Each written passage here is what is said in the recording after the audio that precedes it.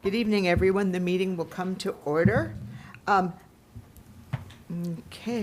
Madam Clerk, would you please read the adequate notice of compliance statement? Adequate notice of this meeting has been provided by the City Clerk's office in preparation of the Council Annual Meeting Notice dated December 17th, 2025, which was properly distributed and posted per statutory requirements. Please be advised that fire exits are to my right, your left, and at the back of the room. The city has a listening system to assist the hearing impaired. If anyone needs hearing assistance, please obtain the system at the dais and return it thereafter. Thank you. Roll call, please. Mr. Boyer? Present. Mr. Christofoli? Here. Ms. Kalmanson? Here. Ms. Landman? Here. Ms. Saracena? Here. Mr. Pulowski? Here. President Toth. Here. Okay, thank you. So next up is our Pledge of Allegiance. Owen Siegel, would you be willing to lead us in the pledge, please?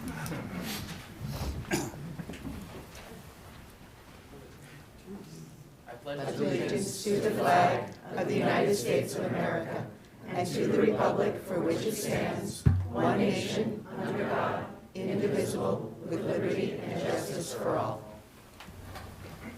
Okay.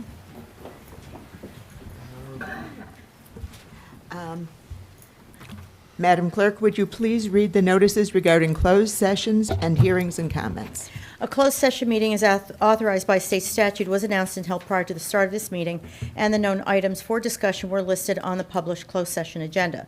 Please be advised that council meetings are broadcast live on Comcast Channel 34 and 36 and Verizon Channel 30, and rebroadcast on Thursdays and Saturdays on HTTV on Comcast 36 and Verizon 33. When invited to speak, please come to the lectern, clearly state your name and address, spell your last name, and speak into the podium microphone so that your comments can be understood by all and properly recorded. Whenever an audience or council member reads from a prepared statement, please give or email a copy to the city clerk's office at cityclerk@cityofsummit.org. If I may just add, if they could put their name and the date of the council meeting also on their statement, that would be most helpful. To help facilitate an orderly meeting and to permit all to be heard, please limit your comments to no more than 3 minutes in length. Unless you are using an electronic device to follow the meeting agenda or need it for professional contact purposes, please turn it off. Thank you. Thank you. And I'm going to expand just a little bit on the city clerk's note about hearings and comments. This is going to facilitate a smoother process, particularly for those watching remotely. And if you're seated in the first 2 rows this evening, please remain silent. Anything you say can be picked up by the recording microphones, and then it's very difficult for people online to hear the official proceedings. And also, please don't cross in front of the room, and please only use the center aisle to approach the lectern. The cameras in here are motion sensitive, and they'll turn away from the person who's speaking to pick up your movement.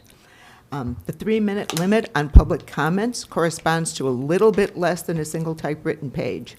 So if you're leaving your written remarks, please put your name on them and place them in the box near the lectern when you're done. And with that, let's proceed to the city's business. Let's move to the minutes for approval. First is going to be the regular and closed session minutes, December 16th, 2025. So the council members eligible to vote on that are those who were on the council that day. Do I have a motion to approve? So moved. Do I have a Second. Okay. Thank you. All in favor? Aye. Any opposed? Okay, motion carries. On to the minutes of the organization meeting on January 6th, 2026. Do I have a motion to approve? So moved. Second. All in favor? Aye. Any opposed? Motion carries. Now it's on to our reports. Madam Mayor, please lead us off. Thank you, Council President. Good evening, everyone. Please mark your calendars for February 6th, when our Department of Community Programs will kick off America's 250th anniversary with a Boston Tea Party event at the Community Center. There will be tea, of course, along with snacks, crafts, and a live reading of a historical narrative written by the IDEAS students at Washington Elementary School. Each elementary school's IDEAS group helped plan one of our events this year, and the first one is coming up February 6th. Senior tea will also be that day from 12 to 1:30, and the kids' tea party will be from 3:30 to 5. Please register through the community programs website. We also enjoyed a great MLK Day of Service yesterday, visiting nonprofits around town and finding new ways to contribute to our community. Thank you to everyone who braved the cold and the ice to come out and help. And speaking of cold, this weekend's snow was also a good reminder to register for Nixle notifications, which the police department sends out when there are important updates residents should know about, such as road closures, hazardous road conditions, and other public safety emergencies. You can sign up through our website. And finally, be on the lookout for our quarterly newsletter, which is being printed now and will be mailed to all Summit residents. It's a great way to stay up to date on city news, even offline. Thank you and have a great night. Thank you. Thank you, Mayor. City Administrator Baldwin. Thank you, Council President. The Summit Free Market is back for 2026. The free market will continue to be held on the second Saturday and the fourth Friday of every month. Please note that in November and December, those dates might be slightly different because of the holidays. The next event will be held this Friday, January 23rd, from 12 p.m. to 2 p.m., and the rest of the 2026 event dates have been posted to the city website. If you're not familiar with the Summit Free Market, it is a unique volunteer-run initiative that promotes the principles of reuse, sustainability, and community sharing. The program is open to Summit residents who have a resident parking transfer station permit, which are available for purchase through the city's Parking Services Agency. More information, including the 2026 event dates, parking permit registration link, information on how to get involved is all available at cityofsummit.org/free market. I can't believe I'm saying this, but curbside tree collection, I feel like Christmas was so long ago. The tree collection is ongoing now through Friday, January 30th. So all ornaments, lights, and decorations must be removed, and trees should be removed from plastic bags. Please note there's no specific dates or times for Christmas tree pickup. Please don't submit a C-Click fix for tree pickup until after January 30th. Hometown Heroes. Enrollment is now open for our 2026 Hometown Heroes program. The deadline to apply is March 31st. This will be the 9th year for this wonderful program that displays banners with the names, images, and dates of service of active military members and veterans on our city streets from mid-May through mid-August. Please visit our website at cityofsummit.org/hometown heroes to access the application and additional program details. And that completes my report. Thank you very much. And now it's on to my report, and I learned about half an hour ago that I'm expected to write it myself. So, on February 5th at 7 p.m., Mayor Fagan and I will hold our first Facebook Live event, I think of the year. You can watch it on the Facebook page live. It'll be recorded to the city's YouTube channel as well for subsequent viewing. You can email your questions in advance to the email address that our communications officer didn't give me. Press office at City of Summit. Thank you. Press office at cityofsummit.com. That's what I thought it was, but I wasn't quite sure. State of New Jersey has a code blue in effect from today through the 25th. Warning of severe weather. If you or somebody you know may need an emergency shelter, call 211. The city has 3 warming stations, the community center, the library, and City Hall during the hours they're typically open. So you can take advantage of those. And I want to finish with a very brief update on the Round 4 affordable housing process. We're very close to a final settlement. The documents will be available on a dedicated portion of the city's website as soon as they are signed and finalized. That hopefully as early as this week, but no guarantees. As soon as we can, we'll be rolling out as much information as possible. We plan to have a public educational session with our affordable housing attorney and our city planner, hopefully at the next council meeting on February 3rd. And we're working to develop as many avenues of communication as we can so we all understand what's happening. And with that, let us move to the historical minute. Owen Siegel, who is a student at Summit High School, will be presenting on one of my favorite Summit foremothers. So thank you. Good evening, everyone. My name is Owen Siegel. I'm a junior at Summit High School and a member of the speech and debate team. Firstly, I would like to thank my coach, Miss Pointer, and Councilmember Landman for giving me the opportunity to speak in this historical minute about Violet Johnson, an important figure in the history of social justice in Summit in honor of MLK Day. Violet Johnson was born in Wilmington, North Carolina in 1870. She moved to New York in the 1890s and was employed as a servant until the family she worked for moved to Summit in 1897. A year after moving here, she founded a Bible study group for African Americans that became recognized as the Fountain Baptist Church, the first African American congregation in Summit. The church, whose website proclaims itself as a modest church with a mega impact, is the longest and highest giving church to the United Negro College Fund. They also raised over $1 million to donate to Hurricane Katrina relief efforts and continue to make impacts today. As founder of the church, Violet was active in the Afro-Baptist Convention of New Jersey and the National Baptist Convention of America. She also founded and was vice president of Summit's NAACP and founded the Girls Industrial Home, which prided itself in being a trading school for black girls and an alternative YWCA, unofficially called the Home Away from Home. Violet's fight for social justice was felt beyond just Summit, as she pioneered suffrage for women across all of New Jersey. Following the failure for a vote on suffrage in a New Jersey special election, she helped organize the State Federation of Colored Women's Clubs, which made progress by affiliating with the Colored Republican Club, which was predominantly male at the time, and by formalizing an agreement with the New Jersey Women's Suffrage Association, an organization that prior to the agreement refused to allow African Americans on their executive board. Her actions directly contributed to the election of the first African American to the state assembly in 1920. While Violet's activism may have occurred over 100 years ago, her message should not stay in the past. As a member of the speech and debate team, we speak up about current issues worldwide every week, and I encourage you to do the same. Summit is the great town that it is because of the change that comes from people who were willing to make a difference. People like Violet Johnson and people like you. Thank you. Thank you very much.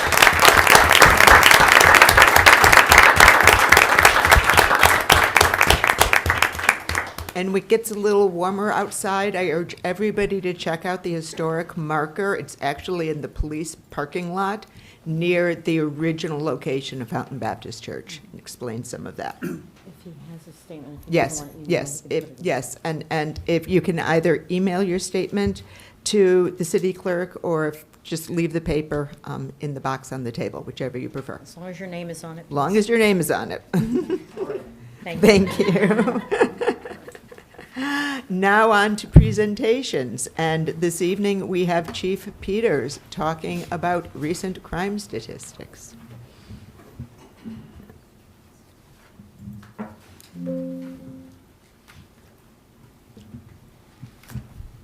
Look at that. It works. I was wondering why there was such a big crowd tonight, but obviously everybody's here to see my updated crime statistics for 2025. So. Good evening through you, Council President. So before I go into the statistics, pretty much gave a rundown of all the important areas of concern for 2025. I do want to just reiterate a few things. In September, I gave a third quarter update. And just want to kind of give a rundown on UCR stats. So uniform crime reporting is something that was generated by the FBI to kind of give standardization across the board to determine, what the level of crime is in different municipalities across the country. Obviously, there's different factors that go into that, but one thing that I can say, it is imperfect, but it's the best that we have. And essentially, it's taking a snapshot of a moment of time. So what the stats look like today, they could change tomorrow depending on investigations, dispositions, so on and so forth. So essentially, the way we operate as a police department is we have CFS codes. So when a call comes in, the dispatcher, based on the information that they have, they generate a CFS code. So if the call comes in and it's a 911 call, person hangs up, the CFS code, the initial CFS code will be a 911 hang up. There are times, though, when we go on a call for service, like a 911 hang up, and when we get there, we find out it's actually domestic violence disturbance. So then it's up to the officer to change that CFS code when they close out the call.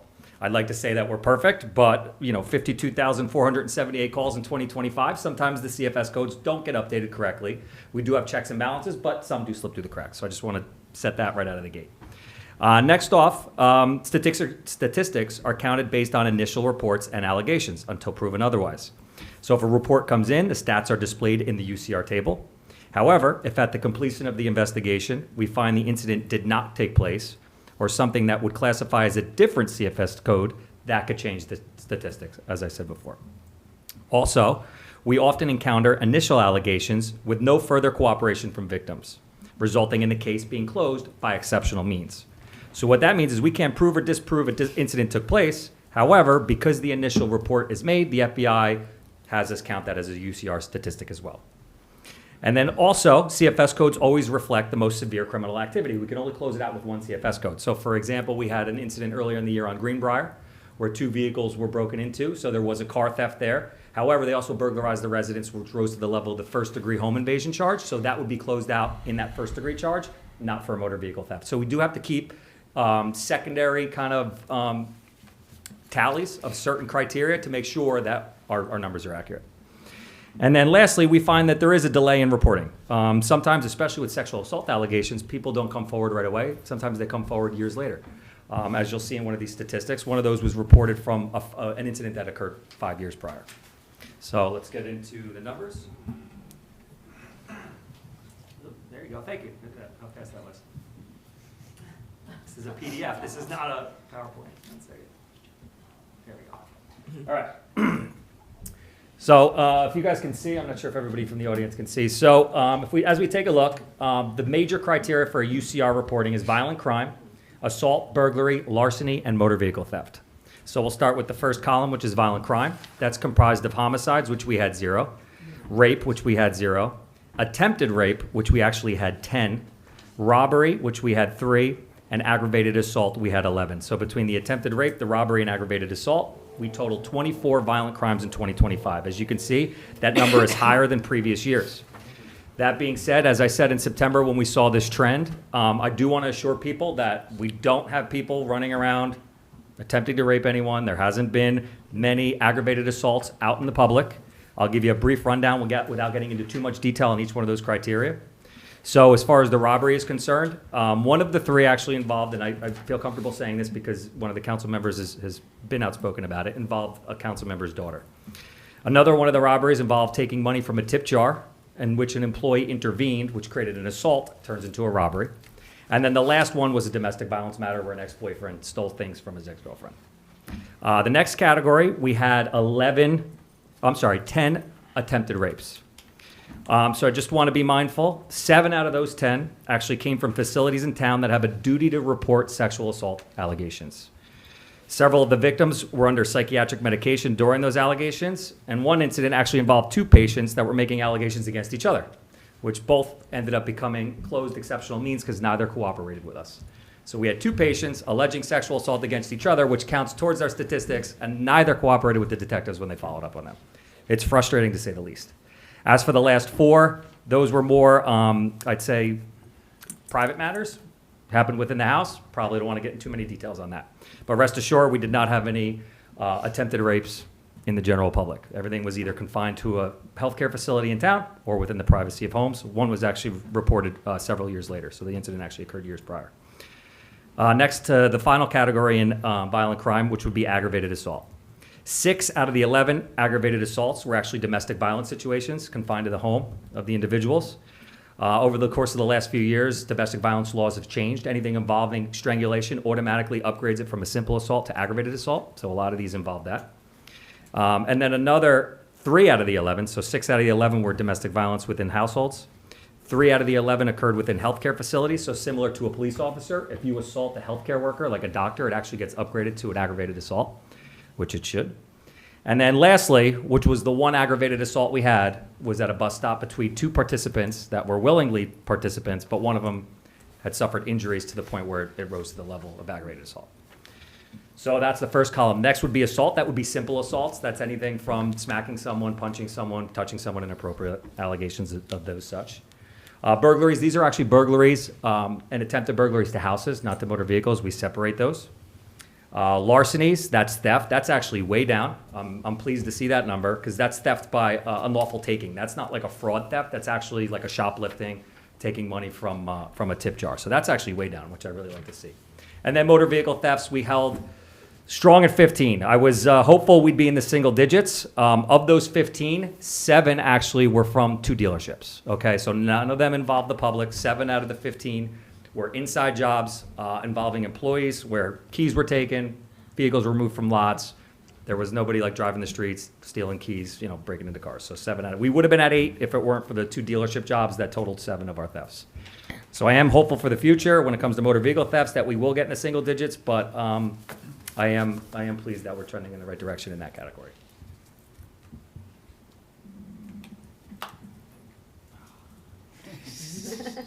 Burglaries and attempted burglaries to motor vehicles. So again, initially I sent over earlier today when I ran these numbers for 2025, I had gotten a return of 10. That's because a lot of these cases were closed out with different CFS codes. As I dove in a little bit deeper, that number was actually 22. Okay. That being said, of the burglaries to motor vehicles that were 22, 7 of them were the same suspect on the same night in the same neighborhood. He was charged with all of them, in addition to the resident protection ordinance as well to the vehicles that he didn't make entry to. So again, those numbers can be a little bit skewed in that one incident can include almost 10 all on the same night, but it doesn't play well when you kind of just take a snapshot of the numbers and see where we are.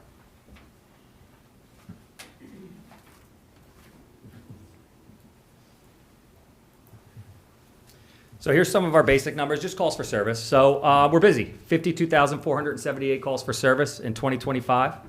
Of that, 2,693 were traffic enforcement details. That's monitoring traffic, traffic lights, radar, speeding, distracted driving details. We handled 840 motor vehicle accidents. That's more than 2 a day. And then 1,646 medical assists.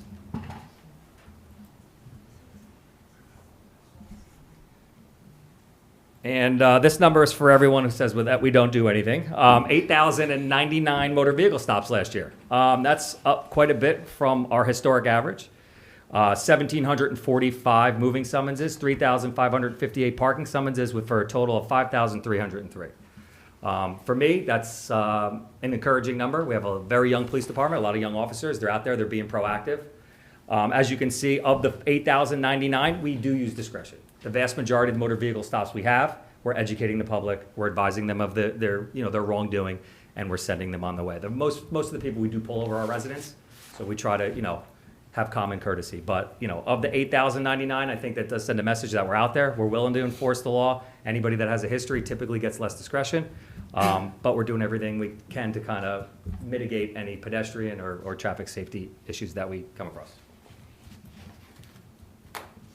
And that's my statistics.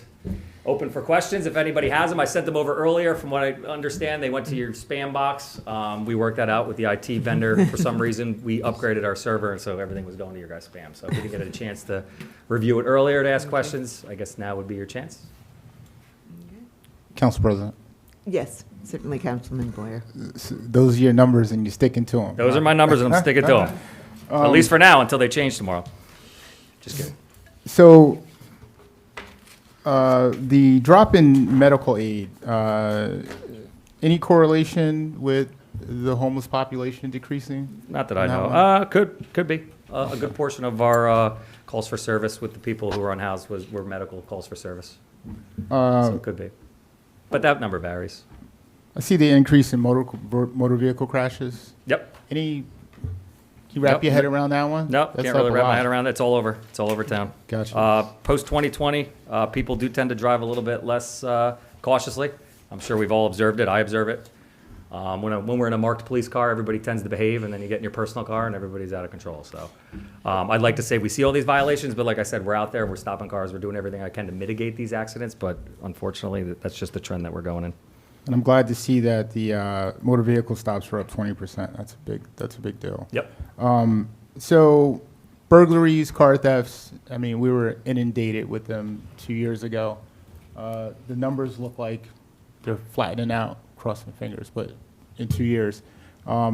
We still see those certain spikes, right? And we kind of know when those spikes come, I guess, now. So yeah, I put out a statement back in December. One of our best practices is information sharing with municipalities that not only that we border, but also in counties that we border. And through the tail end of the fall, saw a major uptick in motor vehicle thefts and burglaries to residents, specifically residents for key fobs, right?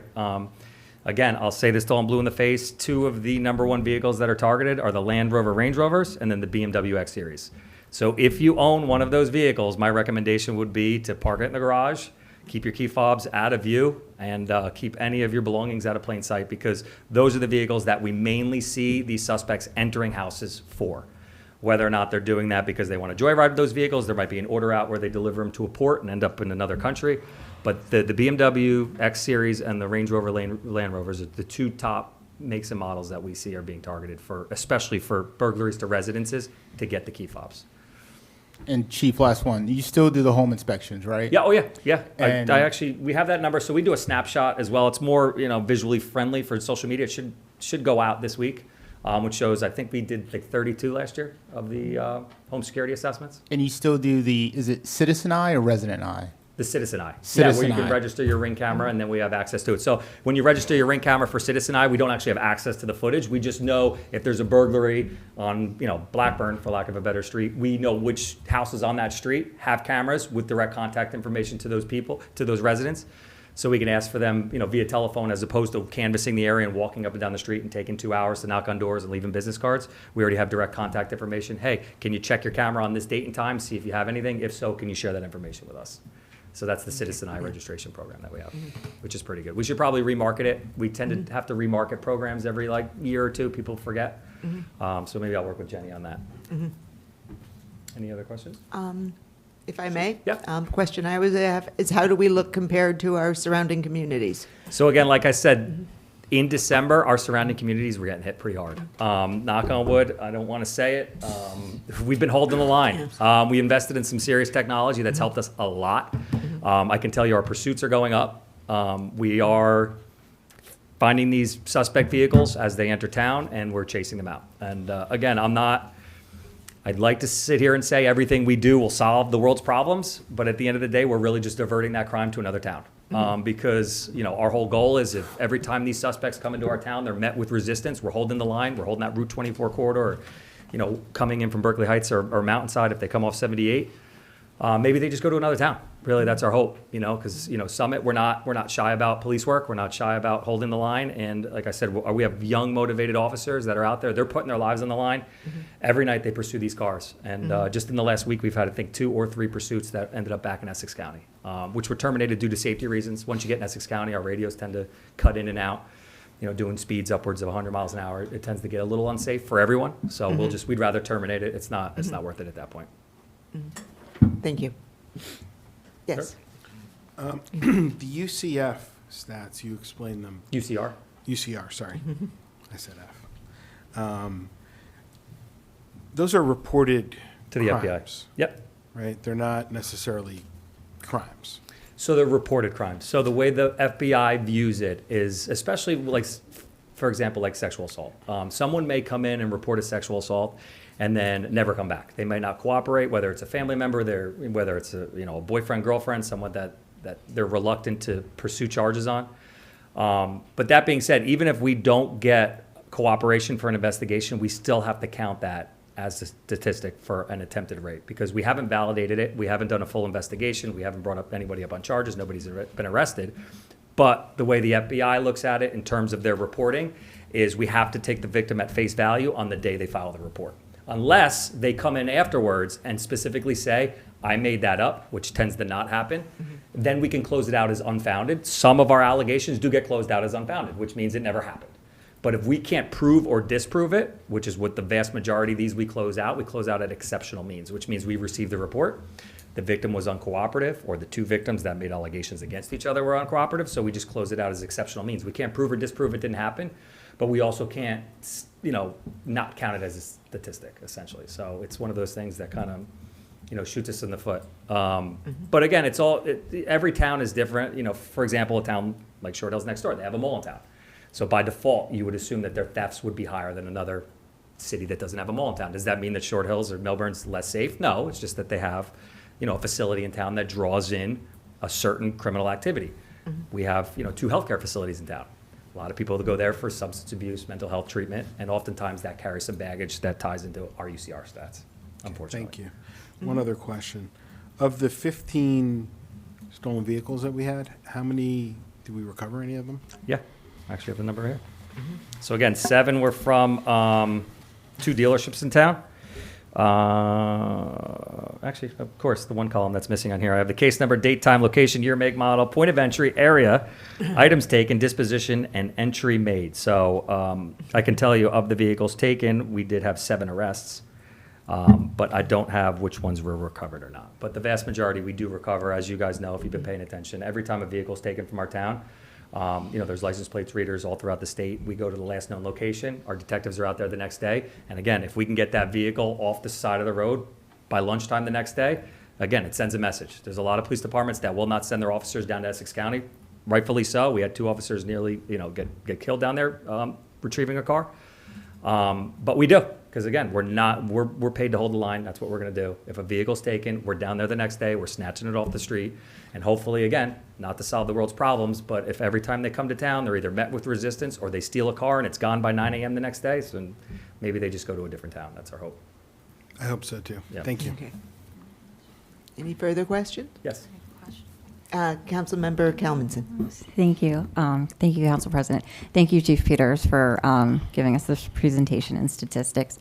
I had a question about target hardening, like with the most stolen vehicles, Range Rovers and BMW X Series. Is it an effective way to deter criminals to put the club on? It is. Actually, believe it or not, the town I live in, we have an issue with motor vehicle thefts, and they did a program where they partnered and were giving away free clubs. I don't know. I'm not sure if somebody who drives a Range Rover Sport wants to put a club on their vehicle, but it works pretty good. I can tell you that if they see that in there, they're not going to be able to drive the car. So if they see that, I would assume that they're going to go somewhere else. They don't come. Not try to gain entry into a home There's no if point. they see it on the. Unless just you have a another Sawzall, you're not going to be able to drive that car. layer of security if somebody wants to. For sure, yeah. Yeah. Okay. Yep. Thank you. You got it. Councilmember Saraceno. Thank you, Council President. Thank you, Chief, for being here with us tonight. I just wanted to double underline how wonderful this free at-home assessment is that our police department offers free of charge. They will come to your home at a time that's convenient for you. They will walk through your home with you to conduct a free security assessment. It's a really terrific service that the police department offers to our community. So I'd encourage everyone to take advantage of that. You email cpu@spdnj.org. and you'll get right in touch and you can get your session scheduled. So if you haven't scheduled your security assessment yet, I would encourage you all to do so. Okay. Anything more? Just, Okay, Councilmember Boyer. I almost forgot. How many summonses did you write for the resident protection order? So I reached out to the court. Apparently, some of them were down with the flu today. I was waiting to hear back. I should get those statistics tomorrow. I could say at a minimum 5 because I know that one subject that was out that night, we hit him with at least 5. But if I had to, just based on reviewing the reports with the mayor weekly, I'd probably say at least 10 for the year. Mm-hmm. We haven't issued any of the camping ordinances. We haven't even had to address that at all since it's been passed. But yeah, the resident protection ordinance, again, for certain situations in which we can tie it to another charge, a 2C criminal charge, we will. But other situations where there is no 2C charge that kind of quantifies what the act was, the pulling of the door handle, we'll hit them with the resident protection ordinance, and it'll be heard here in municipal court. And again, if you pay attention, anybody in the public, you'll see that there are certain penalties that tend to be a little bit higher than what the state, puts forth during their disposition. So that's it. Okay. Anybody else? Good. Cool. Thank you very much. Thank you very much. Thank you, Chief. Okay. You have a fan club. You were right. Moving on to resolutions. First up, Mr. Chris Afuli, you have a couple of finance resolutions for us? Sorry. I am so sorry. I was just so excited about all of the capital projects resolutions. I couldn't wait to get to them. But yes, please, Ms. Landman.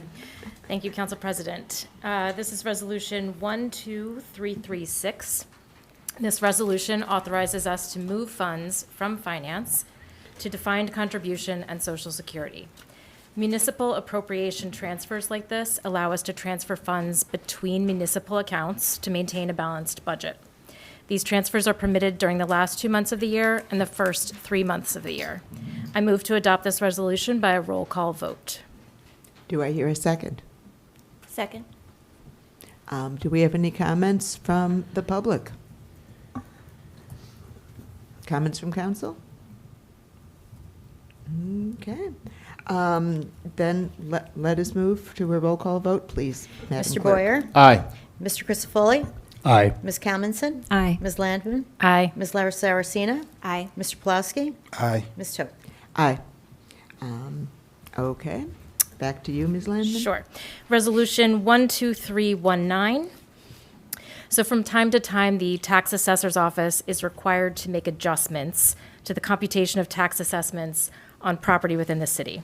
It's common practice to have a special tax appeal attorney to file the necessary cases of increases, decreases, or counterclaims with the Union County Board of Taxation and/or the Tax Court of New Jersey. This special counsel is crucial in helping the city defend tax appeals and to negotiate settlements when necessary. I move to adopt this resolution. Thank you. Do I hear a second? Second.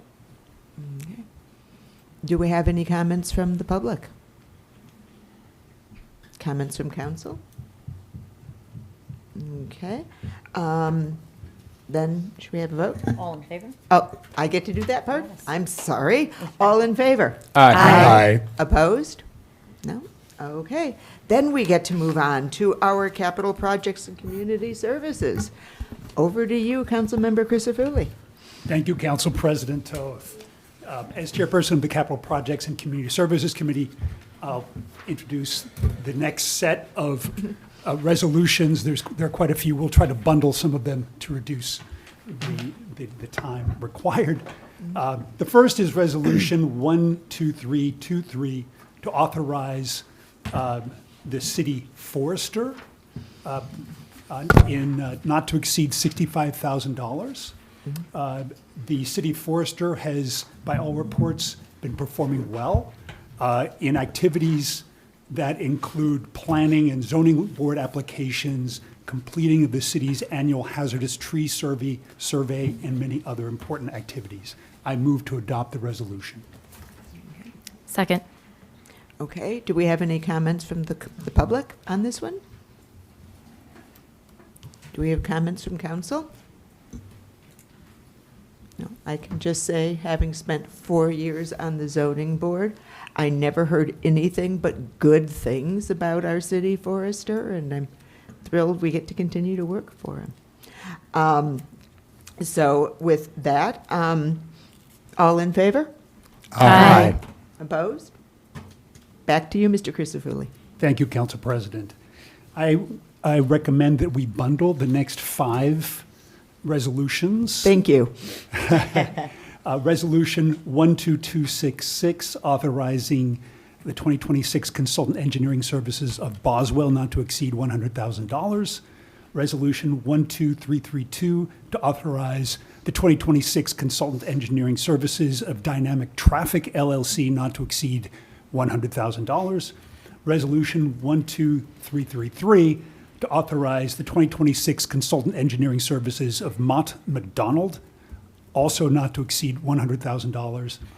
Resolution 12334, to authorize the 2026 consultant engineering services of Neglia Group not to exceed $100,000. And the final of this group is Resolution 12317, to authorize the 2026 sewer consultant engineering services of CP Engineers not to exceed $250,000. I will note that these are caps of the expenditures for these different contracts. These expenditures have also been allocated through the capital budget, so they've already been approved for the capital project, but then to use the funds, we need to pass the resolution. And so I am moving to adopt these resolutions. Second. Okay. Do we have any comments from the public? Comments from members of council? Council President, Yes, please, Councilmember Boyer. this is to our director, Mr. Schrager. Aaron, so I'm familiar with Boswell and Neglia. Mott McDonald looks, probably just to me, but looks like a new engineer service and dynamic traffic. What are they doing specifically? Through you, Council President. So Mott McDonald has helped us significantly in the past with LSRP work, which is Licensed Site Remediation Professionals, which was primarily as we closed the fuel tanks at the firehouse, and we have 2 other sites at the transfer station and 1 at DPW. So we had used them at the past, but they went through some restructuring over the last few years, so they didn't apply to the RFQ the last few years. And we haven't done that much work, so as we're getting back into some of the LSRP work, we'll have them back on call, because it's always easier to use who started most of the work. It's just more cost effective. So that's where we anticipate using them. Again, we're only using them as needed, as the state has requirements for our sites that need remediation, then we'll use them. Otherwise, likely the use will be limited. Dynamic is for anything traffic related, whether it's additional traffic studies we don't do in-house, traffic signal design, traffic signal upgrades, some traffic calming design.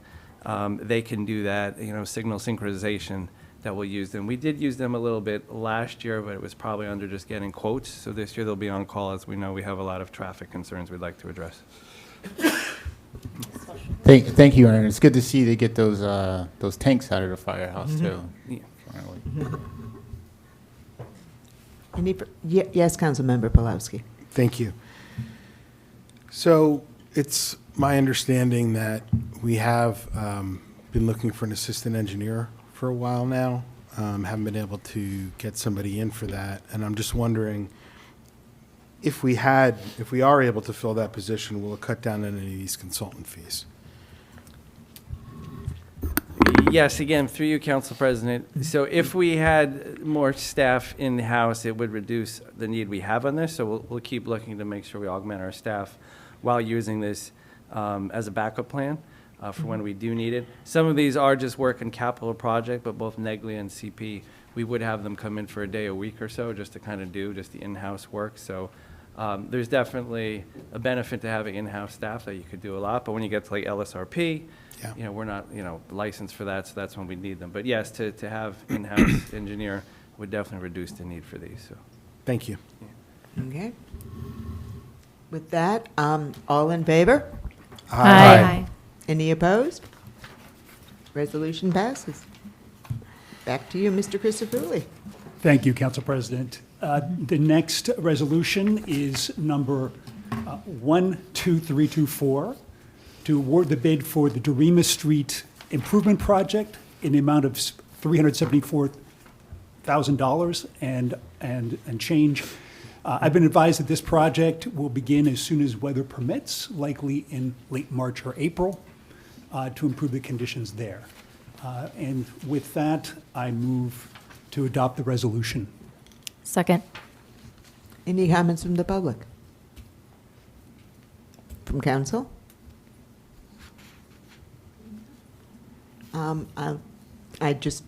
Perhaps you can confirm, Director Schrager, I understand that this is, it will alleviate some of the flooding on Dorema Street, but also, I believe it includes repaving Sayre and William. Is that correct, or am I misremembering? yes, no, that is correct. So while we're in the neighborhood, and since some of the drainage work extended into those streets and they were due for paving, we'll be taking care of it as part of this project as well. Okay, Yes. terrific. Yeah. Okay, that, all in favor? Aye. Opposed? Resolution passes. Back to you, Mr. Christofouli. Thank you, Council President. The next resolution is number 12338, to authorize the purchase of a 2026 Chevrolet Silverado with a snowplow under the New Jersey State contract in the amount of approximately $62,000. I move to adopt the resolution. Second. Any comments from the public? Comments from council? All in favor? Aye. Any opposed? No. Looks like you need to buy it quickly. Mr. Christofouli. Thank you, Council President. The next resolution is number 12368, to confirm the mayor's appointments to the Arts Committee. I move to adopt this resolution. Second. Comments from the public? Comments from council? All in favor? Any opposed? Okay. One, Mr. Crisafulli. Thank you, Council President. Resolution number 12367 to appoint the Housing Authority members. I move to adopt this resolution. Second. Any comments from the public?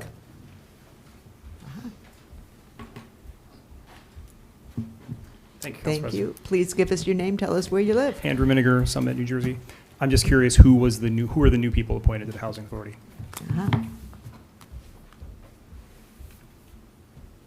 Mr. Crisafulli, give it back to you. Kelly Montgomery and, And, Yes. yes, I can give you that. yes. Well, I mean, They're reappointments, the other ones. okay.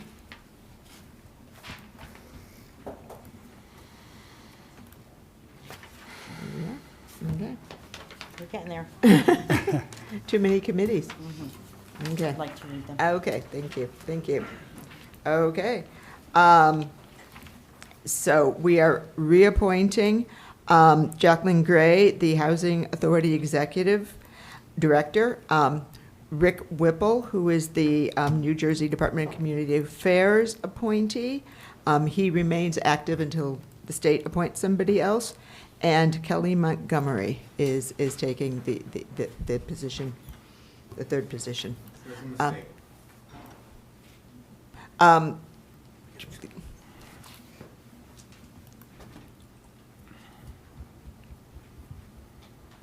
Yes. Okay, thank you. Robert Lee, Summit, New Jersey. The executive director gets appointed by the Housing Authority Board, and that is Jacqueline Gray. And so there must be a different person that's been appointed. I'm not quite understanding what you're saying. Yeah. The council doesn't. That's just for paper trail. We just list them all just so that she's on there. Let me see. Yeah, I think the council president just misspoke. We don't appoint the No. executive director. No. She's been reappointed to the board, Right. not yes, let me try to clarify. Because the executive director of the Housing Authority is appointed by council to the Housing Authority Board for a one-year term. Does that make sense? No.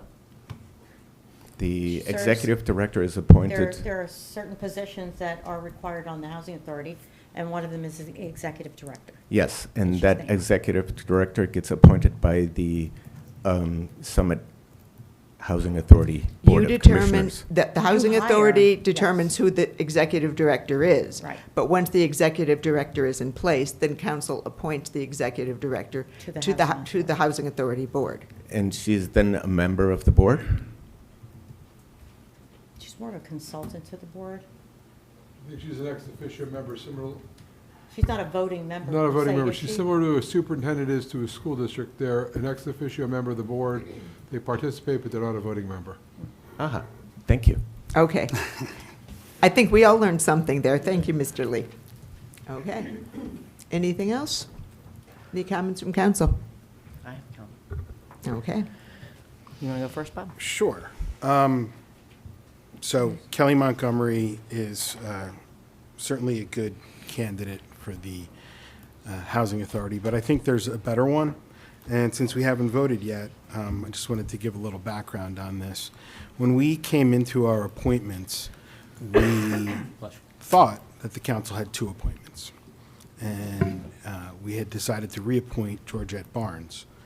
And after that, we learned that because of an error in our database, that the second pick actually belongs to the mayor. And when the council majority learned of this, it decided to appoint somebody different, Kelly, and pressured the mayor to change her pick to Georgette, who I think many people agree is the best candidate for the position. And in doing so, council is essentially asking the mayor to forfeit the one pick that she gets to the Summit Housing Authority for her entire term as mayor, and so that the council can make 2 picks, and even though it gets a pick every single year. I think that was wrong. And to be clear, the mayor's pick for the Housing Authority, it's not, there are some council picks, and then there are some mayoral picks that are with advice and consent of council, meaning we have to approve the mayor's pick. This is not one of them. This is just the mayor's pick. And it's a check on the council, and it's a balance of power that's required by the statute that applies to the Housing Authority. But the council still has a duty to select who it believes is the best candidate, and we can still do that. This year, the city was blessed with a great pool of applicants for the Housing Authority in particular. 3 of them rose to the top, and 2 are left. And to be sure, Kelly Montgomery is a solid candidate. And while I don't support her appointment here tonight, if there is a resignation, which there often are on the Housing Authority, I would support putting her right in there. I had a great conversation with her. I think she's very good. I think she'd be dedicated. But Georgette Barnes is just special. She's got experience working on the Plainfield Housing Authority, 13 years worth of experience, and she's accomplished so much in 7 months. The Housing Authority commissioners want her back. The Summit Housing Authority residents want her back, and she's only been on for 7 months, and she's still accomplished a great deal and been a great help to that to the Housing Authority. And that was she was only on for 7 months because she was a replacement after a resignation. So I think this council should reappoint her regardless of who the mayor decides to appoint. Again, it's a reappointment, or we could appoint somebody different. And I'd like to at least have this be a roll call vote, and maybe even have further discussion about it. Council President. Okay, I thought the mayor had wanted to speak. Okay, Councilmember Boyer. So, not to pat myself on the back, but I've been pretty good with Summit Housing Authority appointments as liaison there for 2 years. And I have never been political about it whatsoever. Mr. Lee that just came up, it will be one day, he will be the chair next year. I'm so happy I appointed him. He's going to be the chair of the Summit Housing Authority. Mr. Lee, I hope not to embarrass you, but you don't rock with Republicans though, right? So, so I appointed a Democrat, right? Wanda Fortune, I appointed her this year. She's got to be like one of the best people to the Summit Housing Authority. She's a Democrat. Georgette Barnes, who we're talking about right now, who's also a Democrat, I appointed. Because the bottom line is, this is Summit, right? A lot of us grew up here. Wanda grew up here. Georgette grew up here. She's lived in Summit for 40 years, right? So forget politics. It's about, well, what are you going to do? So what did these folks do, right? There's been issues with overpayment of rents, calculations, security deposits being collected. People are losing money at the Summit Housing Authority. There's flooding and mold and, all of this stuff. These folks have been addressing. We've been pushing. We finally turned the corner to get a deal with the city of Summit, to fix up all of the units there, which is phenomenal. It hasn't happened before. It's phenomenal.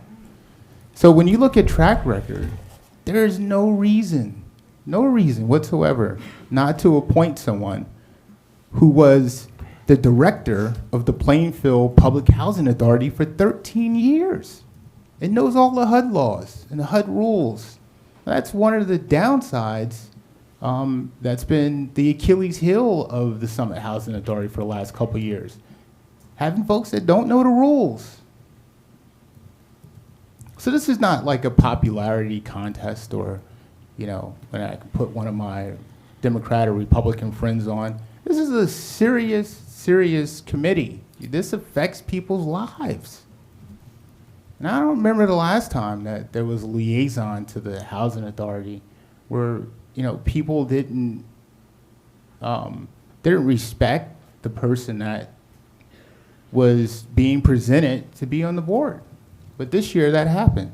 Not only that, there was another, now the Summit Housing Authority's got another liaison there. And listen, Jacqueline, I'm cool with you, we're cool. But do we really need 2 liaisons now to the Summit Housing Authority? I mean, come on. So, listen, this is a council selection, and I implore the council to make the right decision. To make the right decision.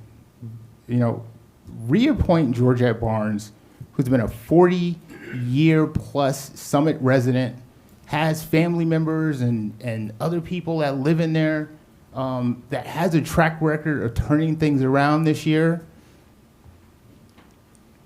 Let's make the smart move and not the political move. Thank you. Thank you. Mayor? I just want to echo what Councilman Pulowski and Councilman Boyer have said. I think that it's a real miss if you, and I said this to each of you before, but I think it's a real miss and a real mistake to not reappoint Georgette. She is an asset, and your job is to do what's right for the residents that you serve. Okay. Council President. Yes, Councilmember Saraceno. Thank you, Council President. If I may, reasonable people can look at a set of facts and interpret them differently.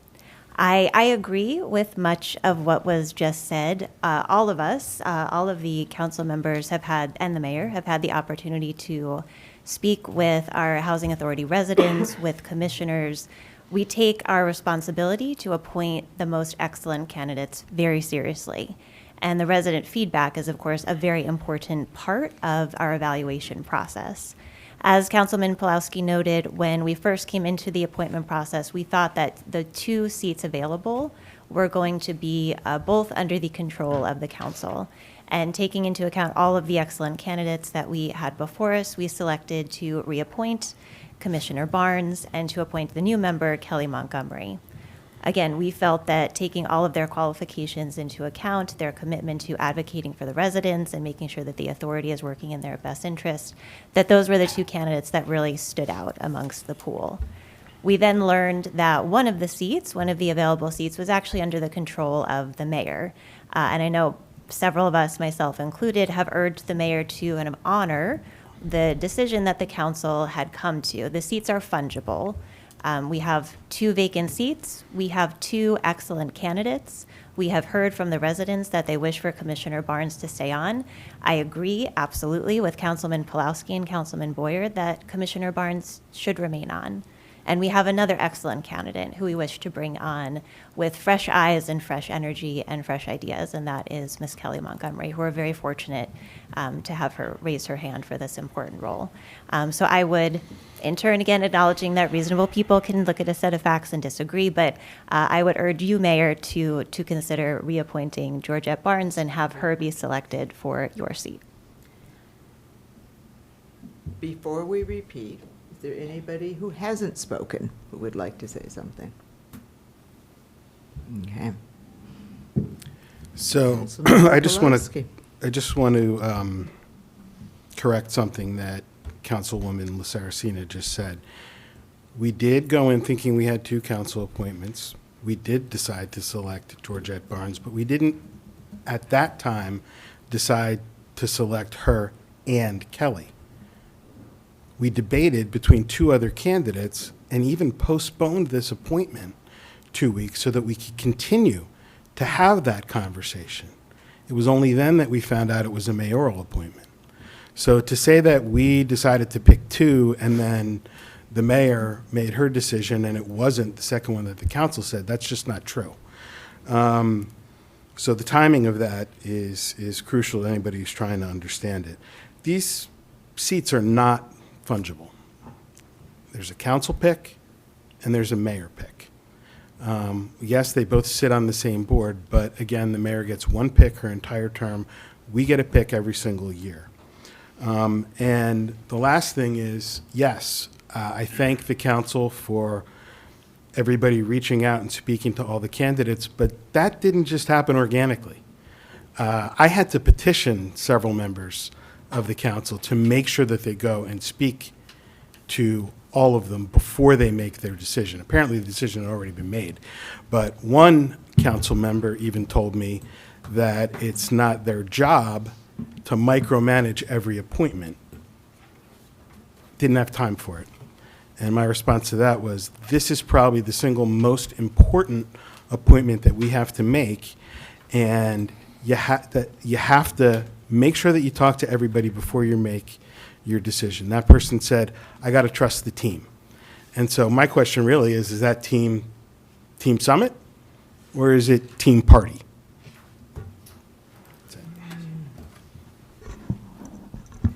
Okay, well, I'll honor your request for a roll call vote, Councilmember Pulowski, so could you lead us on? Please, Madam Clerk. Mr. Boyer? This is for appointing Kelly? It's for appointing the three appointments to the Housing Authority. But the one we're talking about is Kelly. So if I say a nay vote, then All three are nay. all three Then are you're nay. voting against all three. Can we Nay. split them up, Matt? It's one One resolution. resolution.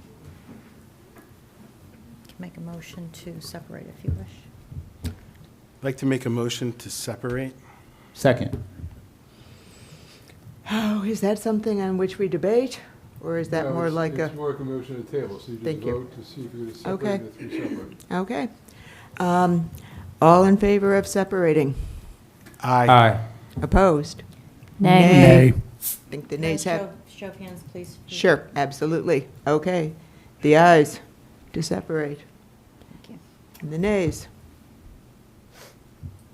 Okay. Okay. Now you go back to the roll call vote. Yes, back to the roll call. Mr. Boyer? Nay. Mr. Christopherly? Aye. Ms. Kalmanson? Aye. Ms. Landman? Aye. Ms. La Saracena? Aye. Mr. Pulaski? Nay. President Toth. Aye. Okay. The ayes have it. I believe that takes us to the consent agenda. May I have a motion? Actually, Council No. President, we have a resolution from the floor that I believe under cap. Oh, thank you, thank you. Yes, we do have a resolution from the floor. I'm so sorry. Back to you, Mr. Christofouli. Thank you, Council President. We have yet one more new resolution that's been added today. Resolution PERS Personnel CS Cap R number 11 to declare a personnel vacancy with the city's DCS. The Uniform Construction Code Division, full-time building inspector, an important position that has recently become vacant and needs to be filled.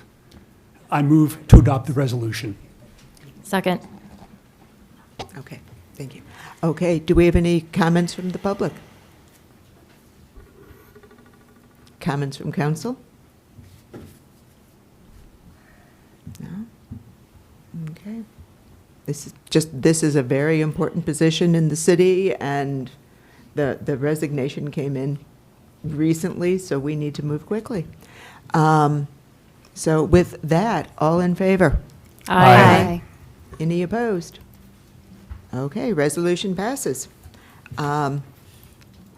May I have a motion to approve the consent agenda as presented?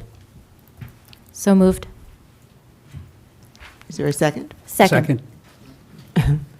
Let's give it to Ms. La Saracena. Okay. Any comments on the consent agenda from the public? Any comments from council? No? Yes, Ms. Saraceno. Council President, I'd just like to, with respect to Resolution ID 12331, extend our gratitude to the Oak Knoll School for their very generous donation for the flashing beacon. It's a great investment in pedestrian safety and traffic calming, so we extend our thanks to the Oak Knoll School. Thank you. Any other comments? All in favor? That was a- Oh, whoops. Council President, if I I'm may. so sorry, Mr. Christopherly. Thank you, Council President. For Resolution 12066, authorizing the submission of a revised community forestry management plan. This is the stuff that I get excited about. It's talking about, it's an incredibly rich document talking about the forests here in Summit and the benefits that they provide to us and how we take care of them. For example, annual stormwater avoided runoff of 1.2 million gallons of rainwater. That is a big number, and our trees are providing, in addition, carbon sequestration, carbon storage, and producing 162 tons of oxygen. So we get tremendous benefits from our forest. We need to take care of it, and we're trying to do that. Thank you, Mr. Christopherly. Okay. All in favor of passing the consent agenda? Aye. Aye. Any opposed? No. Okay. At this point in the meeting, members of the public have the opportunity to comment on anything they wish. Again, please limit your comments to 3 minutes. Anything written goes in the box. And I'd like to start with residents of Summit, if there are any Summit residents who have a public comment.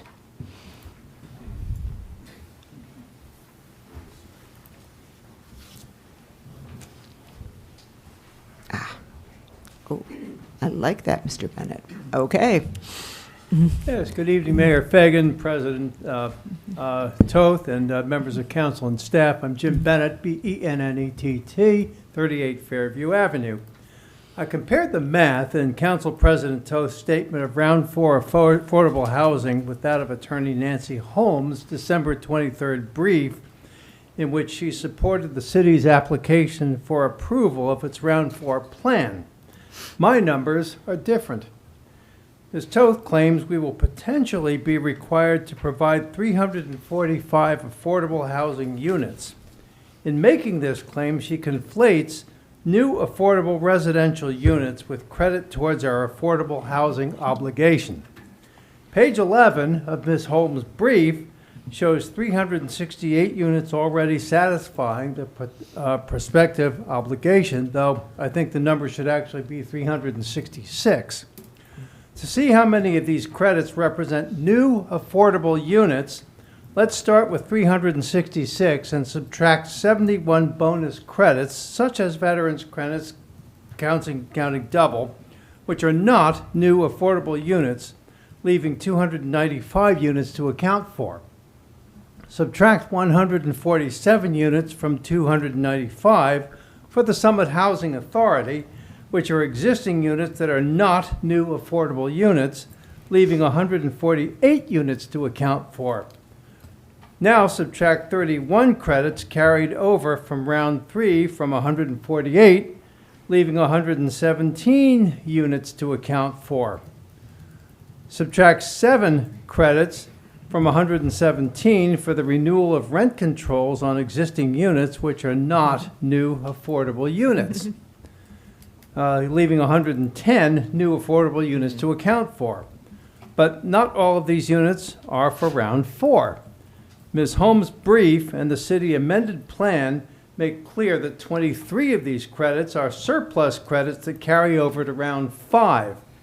Subtract 23 of these credits from 110, and the actual number of new affordable units for Round 4 is 87, exactly what Fair Share Housing wanted in the first place. Why didn't we start with 87? We started with our strongest defensible legal position to best place ourselves to minimize the impact of Trenton's onerous mandates. We always expected to receive 3 challenges, as former Council President McTurnan told us many times last year. By starting at 87, the challengers may otherwise have succeeded in imposing larger, more concentrated developments. If everything in this plan is built, we will have surplus credits entering round 5, and our unmet need then should be close to 0. Thank you. Thank you, Mr. Bennett. Any other comments from residents?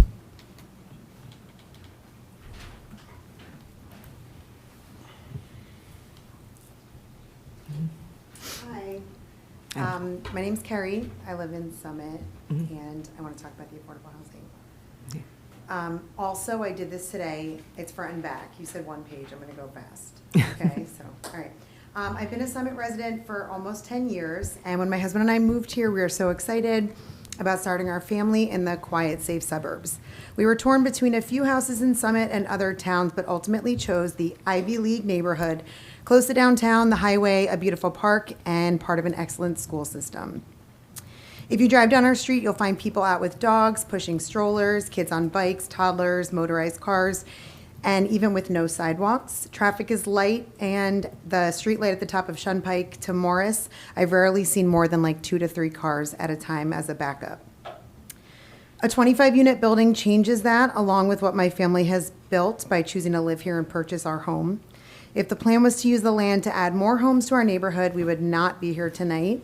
We would welcome new homeowners just like my family was welcomed, as our home was also built on an empty lot. That's not what's happening here. The development plan affects our property value, a sense of safety, my children's class sizes, and our quiet neighborhood. I am hurt by the city that I love that zoning changes and major plans have been made without alerting any of the residents nearby. A few years ago, sorry, I lost my spot. Hold on.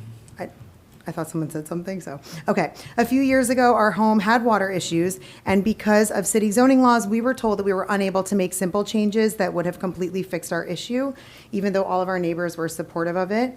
We followed the city rules and spent thousands of dollars on experts, engineers, and plumbing to hopefully solve it, but we're still unsure of the long-term results. Imagine then finding out that the city can up and change housing zoning, and so drastically in this situation, from a single-family zone to 25 units because they needed to. It's disheartening. It also seems it was done with closed doors and no visibility to the impacted community and our elected representatives.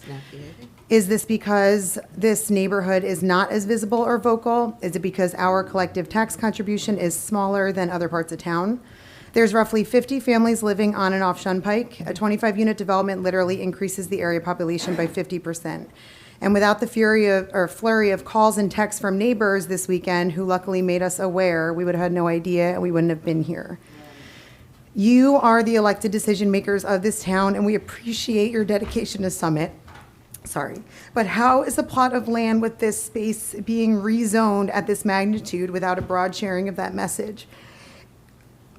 If you put yourselves in our position, you'd feel like you are being minimized, you feel like your class sizes were less important, and you feel like your safety is less important. Most of all, you feel like your voice is. So now that the residents are aware, I just hope that the council considers that there's other suitable properties in discussion for the affordable housing that Summit requires. I hope we can all have open conversations about it, and that rezoning residential land and completely changing our neighborhood is not the route that's taken. Okay. Thank you, guys. Thank you. And the city clerk has reminded me that I should, if you could leave that, or either email it or email it. And yes, the clerk kindly reminded me that city staff is free to go. Okay. Go. I mean, it's fascinating, Aaron, but you It is really not. don't have I'm to stay. cleaning up the email inbox. So Okay. Do we have any other comments from city residents? Hi, my name is Chris Rice. Okay. Also, the same concerns over the stage 4 affordable housing, and really impacting the Shunpike street, the street of Shumpike down in the Ivy League neighborhood. I think Carrie did a great job of sharing all of our sentiments, to be honest. We've all been very vocal together and wanted to come out. I think what I'm here to do is ask specific questions of the council. One is, how do these types of things get passed without any notification to the residents when we're expecting to hold developers by a certain standard of zoning, and yet we change what we want to do as a city just because we feel like it's the right thing to do for the city without consulting anybody and putting a completely different type of zoning structure within the neighborhood. The other thing I'd like to ask is, it seems, Claire, you mentioned that there's a vote hopefully this week. I think that should be not voted on. You said there's a vote on you just said on round 4. You said hopefully it'll get passed this week. So I'd like to understand, is this a done deal, and how is that a done deal without any kind of notification to the residents? That's all. So. Okay. Yeah. If I may clarify, this is a court-ordered adjudication process that should be resolved this week. It's not a vote. It's between the, yeah. Yeah, this isn't a dialogue. I'm simply trying to answer your question. This isn't something that's being voted on. This is something that is working its way through the judicial process. But you didn't answer the question. Is it a done deal? So you can't yell from the audience. Sorry. Just, Name and where you give me live, 1 second. please. Okay. Delia Hamlet, 59 New England. Up until a few days ago, I was sitting right up there on the dais with most of you. For those of you in the audience, I didn't come here to talk about your area, but this was all a very deliberative process. So for the last 18 months to 2 years, we've been having a ton of meetings. In those negotiations that Claire was in, Michelle was in, unfortunately, it's a deliberative process. So what I will say is, with the affordable housing, this council can choose to not have one project and replace it with another. These numbers are driven from Trenton. So this council could choose to replace one project with another, but they were deliberative processes. Actually spoke with one of the former or the current owner of that property, and with the density or the acreage that's there now, that property was going to have something built regardless. And I think it was in the city's best interest and your interest to have the city control that property so that we can go through the proper zoning process. So hopefully we will be able to do that. And I sit on the planning board, so I'm happy to speak with any of you. I came here tonight. I promised I wasn't going to come to any council meetings. However, Claire, after I saw your Facebook post around our affordable housing plan, I found your council president comments tonight very interesting. You mentioned there would be a public session for the affordable housing settlement. I'm curious why you didn't post that on your council page. Instead, you chose to divide the community and blame the Republican majority for a failed and egregious affordable housing plan. As you know, I've been working diligently on this plan with our city staff, our city affordable housing attorney, and our city planners. In fact, Claire, even up until 2 days before Christmas, on December 23rd, you and I were working across the aisle, rolling up our sleeves in order to put Summit first. In fact, I even sent a text to you and a few others stating, wow, look at us. Republicans and Democrats can work together. At the end of the day, I was proud of what we had accomplished, and you were part of that. Both of you voted unanimously in January to accepting our numbers. I found you to be a reasonable contributor to that process for the last few months. In fact, I recommended we remove the old council president, Mike McTiernan, in the Mount Laurel subcommittee and put you in so that you could get up to speed. I was utterly floored when I saw your post as the new council president claiming we made a huge bet not calculating our RDP number to be 87 and lost big time. That simply isn't true. I'd like to put on the record 2 clips from our esteemed planner, Joe Burgess, from the planning board meeting on June 23rd. This process, just for all of you, has been talked about at probably 24 meetings. And our esteemed planner, and I'll put these clips in the minutes, and I'm happy to email all of them, but these clips will show you how all of this process has evolved in the last 18 to 24 months. Okay, we're at and I'd 3 like to put minutes. those on the record. Thank you. Thank you.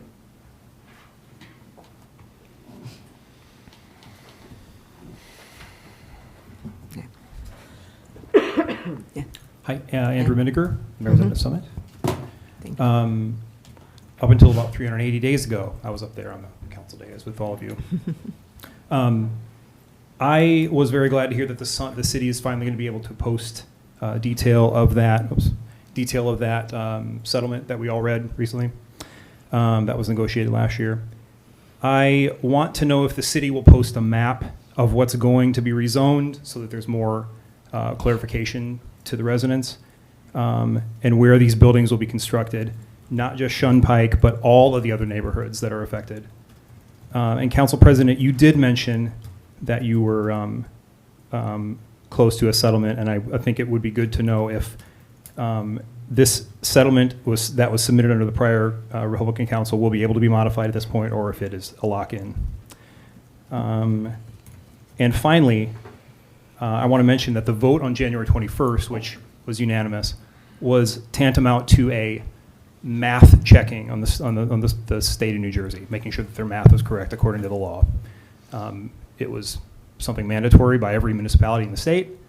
It wasn't this giant acceptance of a number other than did they do their math right. So thank you very much. Thank you.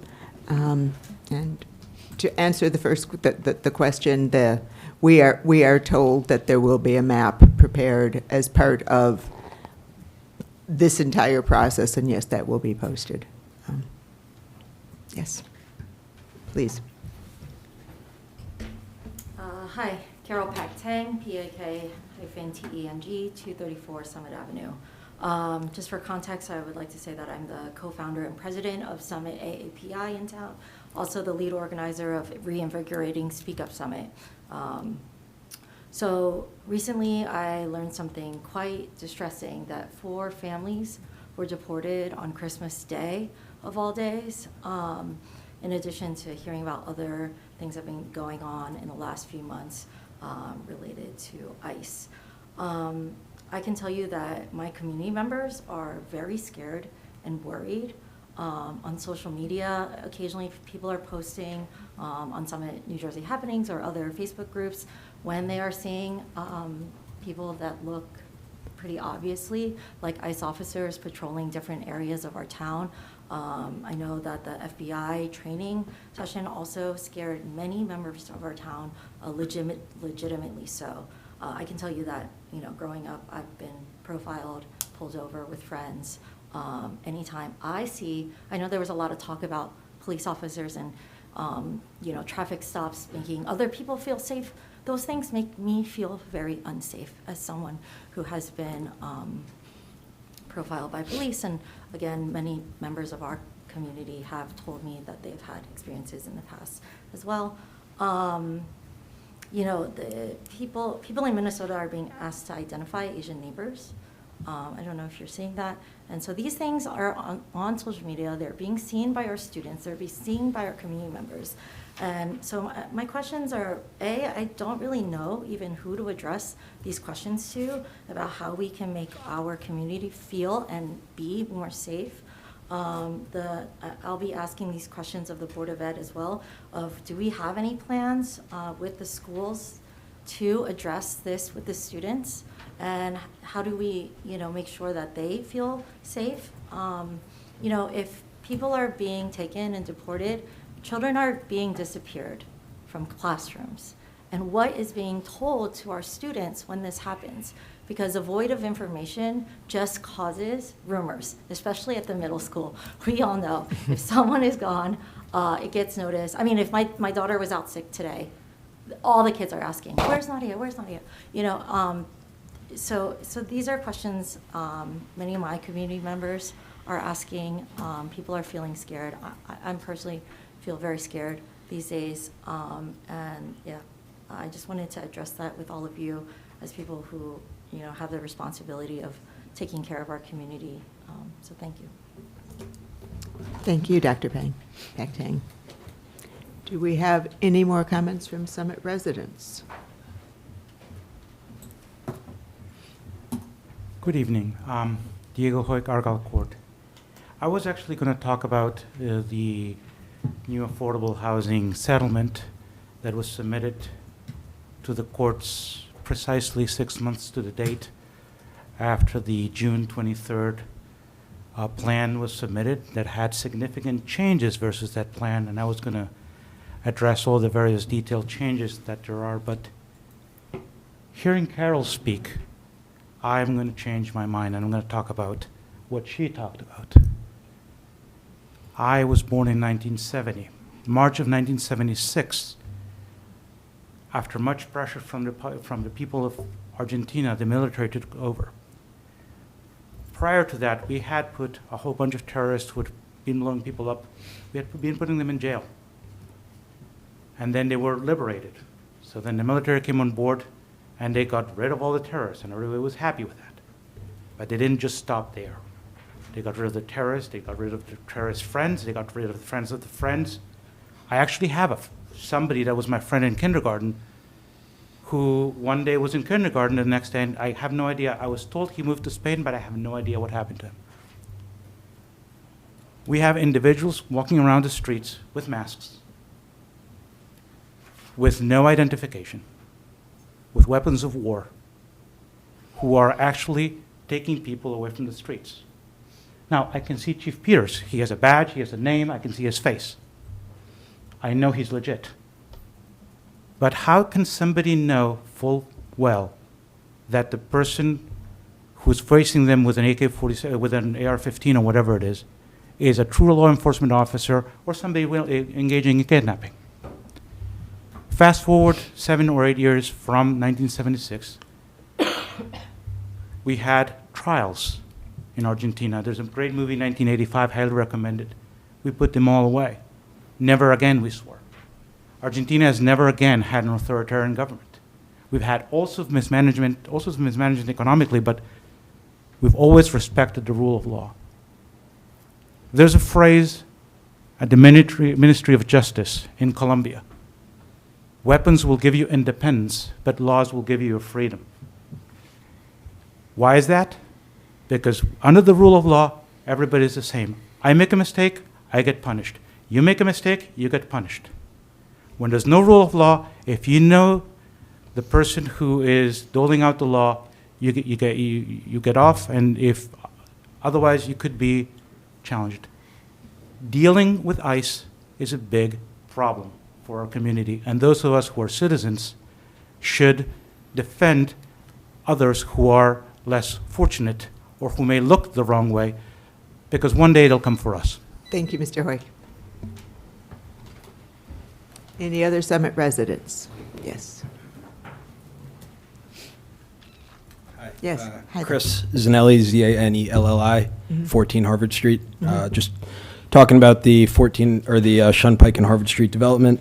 I'm someone who grew up in Summit and recently moved back here 6 months ago with my wife. My father, sitting over here, and my grandfather are both Summit born and raised as well. And like I said, I moved back 6 months ago because me and my wife love what Summit is. We love what it's about. It's the tree-lined streets that you can walk down. It's the great schools. It's the sense of community. And that's why we picked 14 Harvard Street as our home. And we've quickly fallen in love with this neighborhood and this part of town. And my wife we're now expecting a child. And we couldn't be more thrilled to have our child running around on the Ivies. But this new project raises more than enough concerns for us with regards to traffic, the scale of the project, just the general safety of children in the area. So it is something that we feel blindsided by, something that we feel like we have no say in, and something that we, at the very least, would like to have a discussion about, because we feel like as residents of the neighborhood, that's the least we can ask for. Thank you. Thank you for your comment.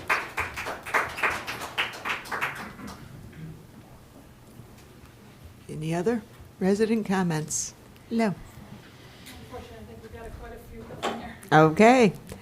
Then again. Lisa yeah. Heft, H-E-F-T. I live at 18 Harvard Street. Mhm. I too am here to talk about the housing project. I want to be clear. I support the affordable housing. I understand what Summit's obligations are to meet this fair share of requirements, though it sounds like there's a little discrepancy as to what that fair assessment is, but my concern is the appropriateness of this specific location developed for this 25 units that we're hearing about.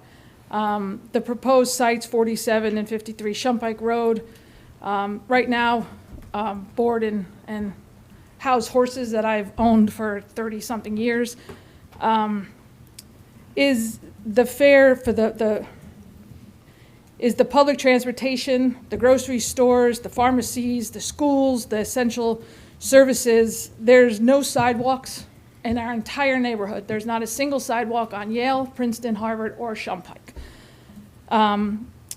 We have no nearby bus stops.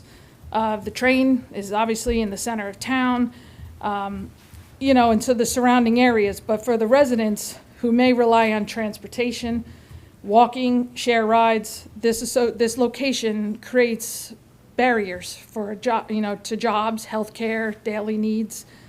A development of this size would also significantly increase traffic, service vehicles, parking demands on narrow, quiet roads. Somebody stated, you could be out there and you won't see, 4 or 5 cars come down, and except it's, at dinner time when people are leaving work. And never designed for this kind of level of use. With limited sight lines, there's, the pedestrian infractions, the safety of residents, the children, the drivers, cyclists. I mean, sit out there on a Sunday, you'll see more people riding bikes and walking to the park than you see cars. Finally, the area lacks the infrastructure typically required for the high-density housing, including the adequate storm water management. I had a very large thing, it took us 10 years to get the city to do something about the water behind our house because it was eroding our property away. The increase in pervious coverage, so that's could flood us out potentially. It's all farmland now, and you're gonna now put a 25 unit with blacktop all around. Affordable housing should be approved access and opportunity. Placing a high-density development in an isolated car-dependent area risks undetermining those goals. I respectfully ask the township to reconsider where this site and scale truly serves the long-term interests of both the residents and the community of Summit. Thank you. Thank you.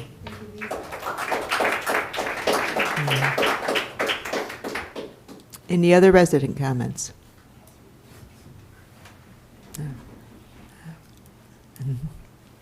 Yeah. Hi, Hi there. Michael Luciano, 6 Harbor Street.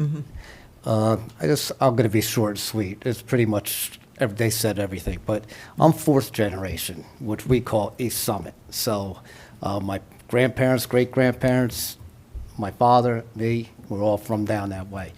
That was always like our sanctuary down there. And the farm's been there since way before my time. And we knew one day it would disappear. But it was zoned for single-family homes, and that's what we would like to see go there, single-family homes. Not some kind of apartment building or to that effect. It's just not the place for it. There's other places in town that would serve better than down there. That's about all I have to say, but I'd like you to reconsider this and where you're putting it. It's a neighborhood down there, and I don't think anybody here in front of me would want it in their neighborhood. So, thank you. Thank you for your comments. Okay. Yeah. Mr. Lee, oh, okay. Good evening, Don Nelson, 20 Plain Street. It's interesting how on one hand we support a forester's report that we should preserve trees, right? But yet we're going to clear cut a farm, right? Doesn't make sense. Michelle, you fought for no lights in front of your house. You have residents here that are fighting for no 25-unit building in their neighborhood. You represent all of Summit. I don't care if you're Republican, Democrat, you're from the moon. You got elected to represent Summit. Represent these people. Fight to keep our neighborhoods nice. You live here for a reason. You live here for a reason. You live here for a reason. They live here for a reason. I would love to stay here for that reason. It's getting expensive, but I do my best. But you have to fight for us. File a lawsuit. Get in with the other towns. Take a stance. Have some guts. Don't just say, oh, somebody else did this, somebody else did that. You can do it now. Fight. I've born and raised in this town, been in every neighborhood in this town. I hung out at the farm. I went to the barn, did all kinds of things. There's a history there. Did you even know where the farm was before you ran? Probably not. Did you? I had a person on this council, not here, when I was a fireman here in town. We were talking about the community pool. He had no idea where it was. How can you represent Summit if you don't get out and look? This is an important thing. Would you want it next to your house? Would you? Every neighbor, I knocked on doors a couple of years ago. Every neighborhood has a problem. Water, construction, Springville Avenue. I forget the name of the stream, all right? My neighborhood, they want to build affordable housing. I could care less about affordable housing. It's crowding, schools crowding, that's all going to cost us more money. You have to fight for Summit. Take our fair share, get it down to a decent number.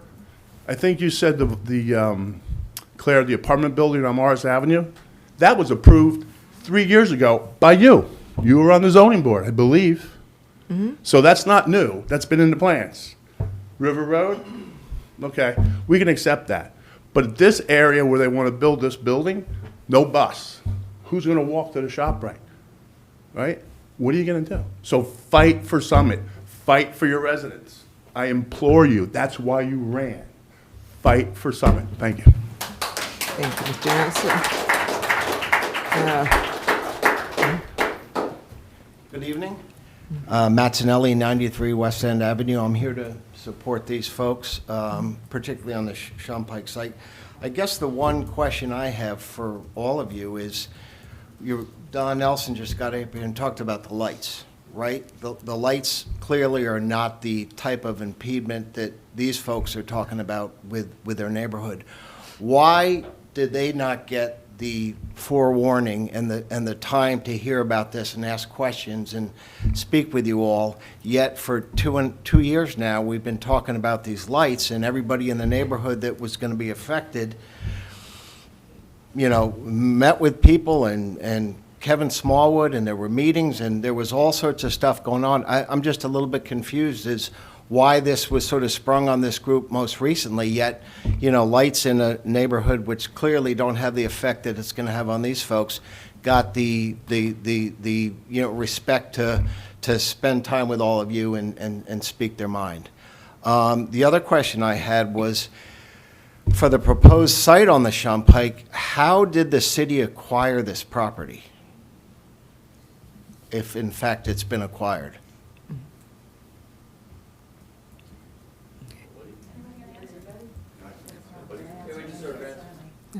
Okay.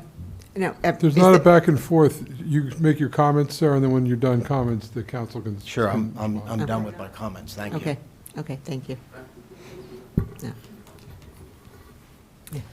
Tracy Keegan. I've been a resident of Summit since 1994.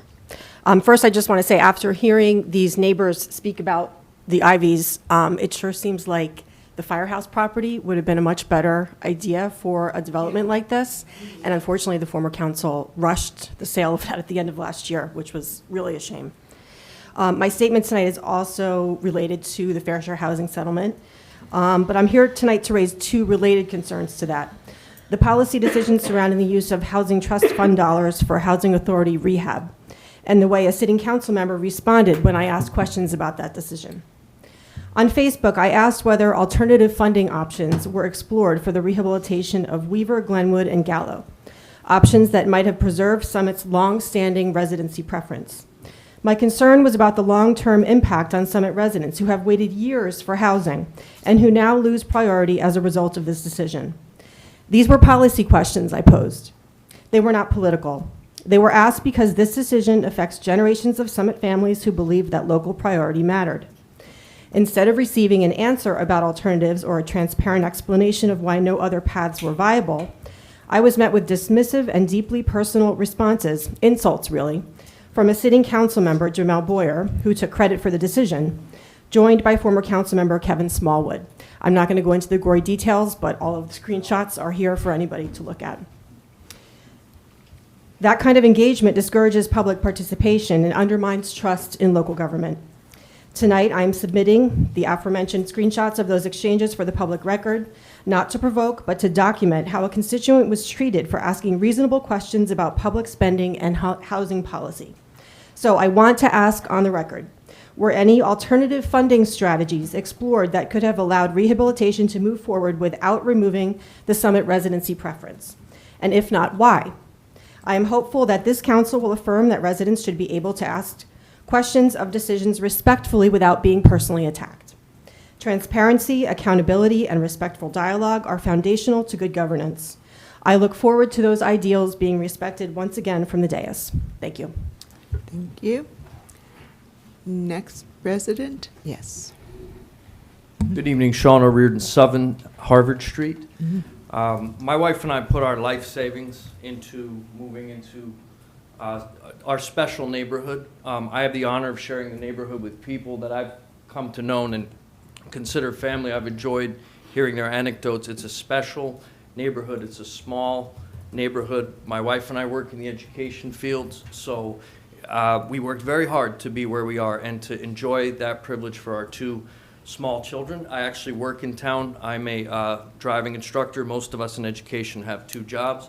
So I would strongly ask you to reconsider this project for this neighborhood. It will greatly change our neighborhood, affect our neighborhood. I don't think for the better. Thank you. Thank you for your comments. Any other resident? Hi there, Yeah. Rosemary Zotti, Shumpike Road Summit, ZOTTI. Okay, the information I'm reading is from an NBC News report. Firing ranges complicate veterans' PTSD recovery. The proximity to the sound of gunfire only aggravates their disorder. Health experts say that housing soldiers near a firing range subjects them to a continual trigger for PTSD. The sound can instantly transport a veteran back to the battlefield, triggering a fight or flight response. The connection between triggers and survivor's guilt is another important aspect of war-related PTSD. Many veterans struggle with feelings of guilt or shame, especially if they've survived situations where others did not. It's worth noting that PTSD triggers can manifest in unexpected ways. For instance, some veterans may find that a baby crying triggers their symptoms. An aging veteran may experience PTSD symptoms even 50 or more years after their wartime experience. The county's firing range is 2/10 of a mile from the proposed housing site, not even a quarter of a mile. Why would Summit want to place veterans in an area harmful to their recovery? Is it just to add to Summit's affordable housing numbers? Why don't you look at the Summit Kings property? They have an application before the planning board for townhomes. The veterans would be near the train, bus stop, and many food establishments. Substance abuse is also a common problem among veterans with PTSD. The most commonly abused substances are alcohol and nicotine. This proposed housing site would be next door to the Knights of Columbus, a club that serves alcohol. Helicopters are another trigger for PTSD. They fly over this area frequently to go to Overlook Hospital. What our veterans need are more supportive housing like Valley Brook Village, which is near the Lyons campus in Lyons, New Jersey. It's a common space, a village-style community on 16 acres. 1 or 2 bedroom apartments with shared community space, ample program space, landscaped walkways, and shared outdoor spaces. Highlights include state-of-the-art learning centers and on-site vocational training.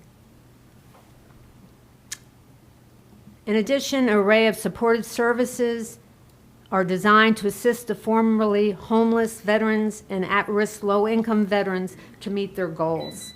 What will our veterans be able to do Thank in a you, Ms. Zadi. neighborhood of single-family homes, many with children? Thank you. Thank you. And if you could leave your email or leave your comments if you'd like. Thank you. Thank you. Mr. Lee, you've been trying for a bit.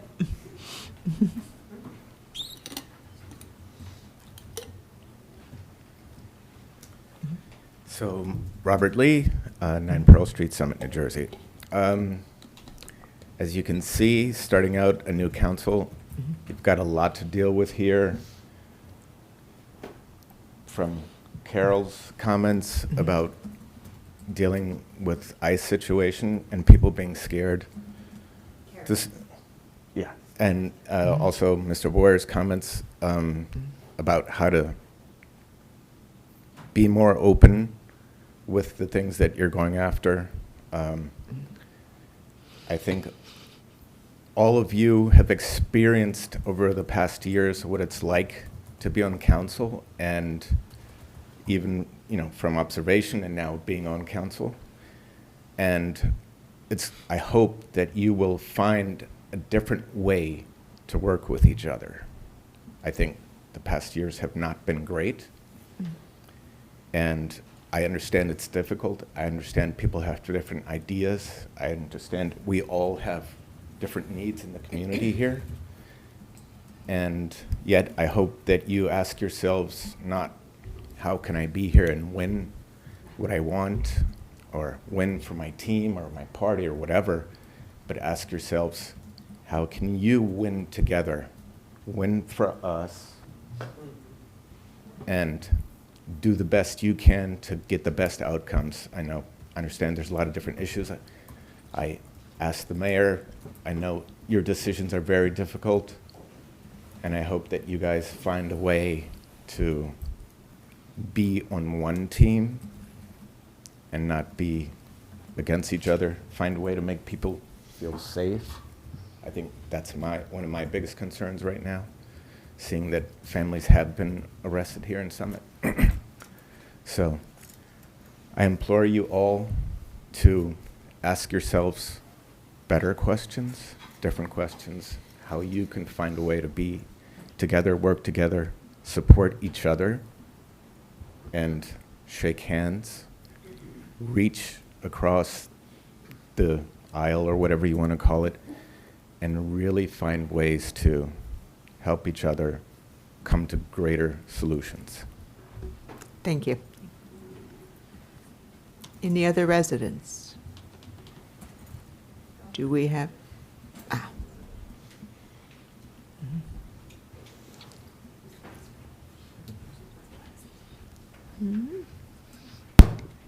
My name is Judy Zhang, and I live in the 10 Princeton Street, Summit. So I've been here, I live in this lovely town over 10 years. So I oppose the proposal, the multi-apartment building for low-income family next to our neighborhood of single-family house home.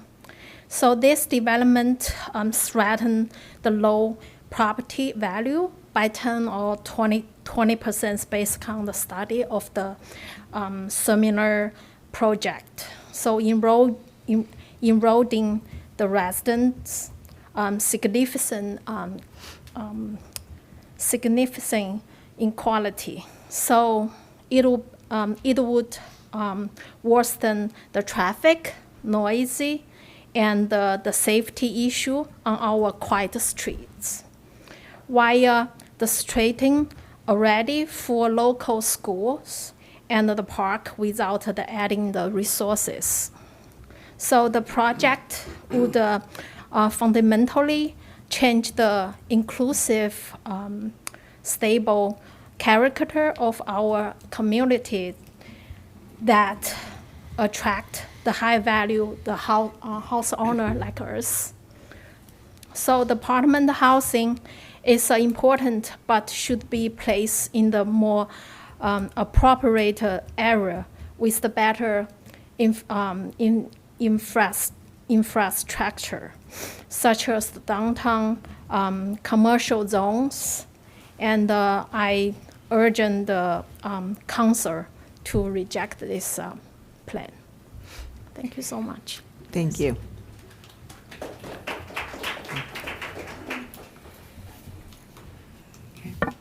Robert Carbone, Orchard Street. Mayor, how you doing? Council, Rosemary, how are you? I'm good. Good. How are you, Robert? So, this building doesn't belong here at all. You know, I've been in East Summit my whole life, just as my neighbors back here. And we always get the least amount of respect from the city when it comes to something they don't want uptown, they send it down our way. So let me make myself clear. So you're gonna break zoning ordinances for single-family housing to multifamily housing to put this, what I call a small hotel, right in our backyard. So you're talking 25 units, 25 cars, maybe 2 people per unit, extra 50 people, maybe more. I don't really believe it's for veterans because I don't trust anything that the city does really in the last 10 to 15 years. It's always something different. I could trust certain people that I know, but this building does not belong here. I can't even believe this was on the table, number one, to even be talked about putting it down there. If you guys ever go down there in the morning at rush hour, okay, Princeton, Harvard, and Yale are used for cutoffs, cut-throughs from Shumpike, Morris Avenue. They fly down the streets, okay, and they cut past Orchard, Harvard, and Yale to get to Morris Avenue, vice versa. With this happening, you're gonna have triple the amount of traffic coming down the street when there's now young couples that are taking over the neighborhood that have young kids that play in the street constantly. And you're gonna put this building where it doesn't belong. Bless you. So this to be even tabled to me is just so sensitive to us down in this end of town. I can't believe I'm even up here talking about this, but I have to get my words out. So you got to rethink this project. It's got to go somewhere else, not here. Thank you. Thank you.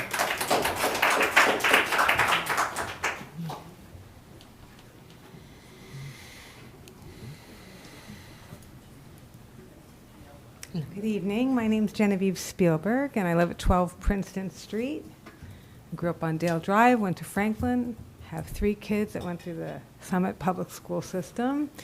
And I want to say I'm really proud of my neighbors, because I really believe that each one of you sitting before me probably learned something and a perspective about what you're discussing. And since we all heard about this just days ago, it doesn't happen so quickly. This has had to be a conversation that has been ongoing, and while I realize many of you are new to council, it's a conversation that whoever has been engaging in the dialogue deliberately chose not to engage our community.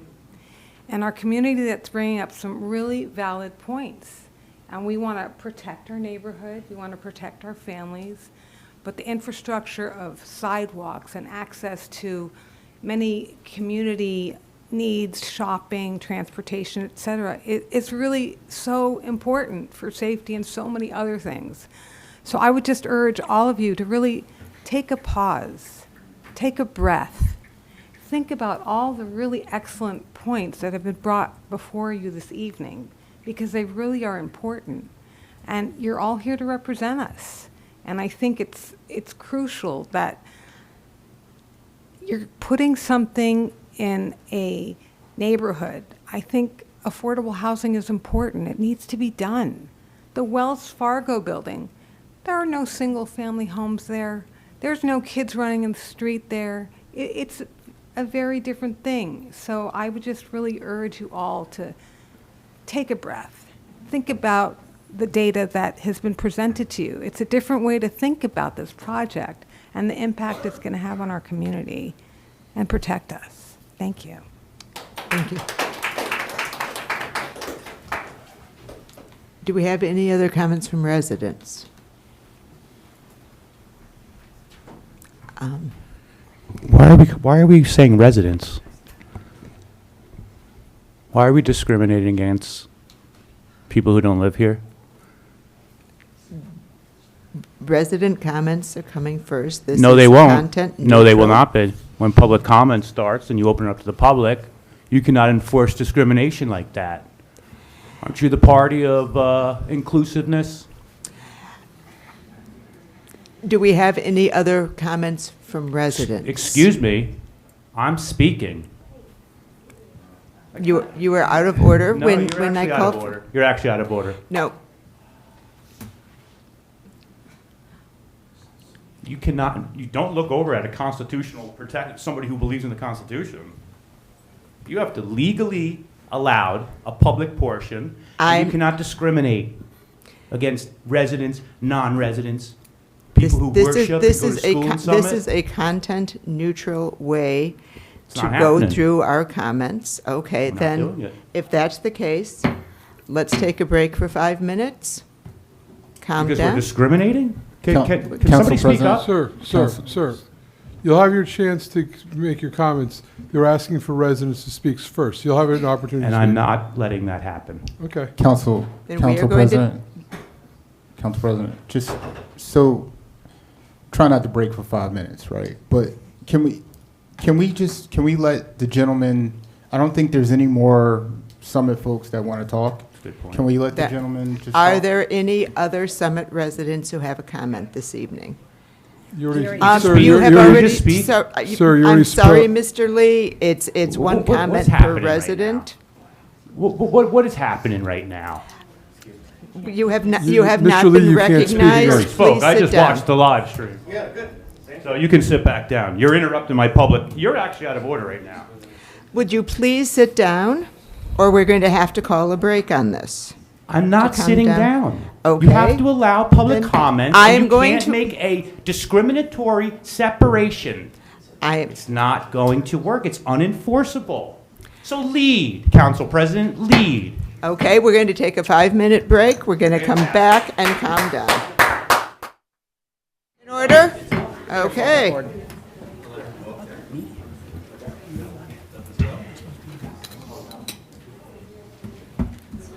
Okay. Okay. We continue with public comment. Believe we have any more resident comment? Okay.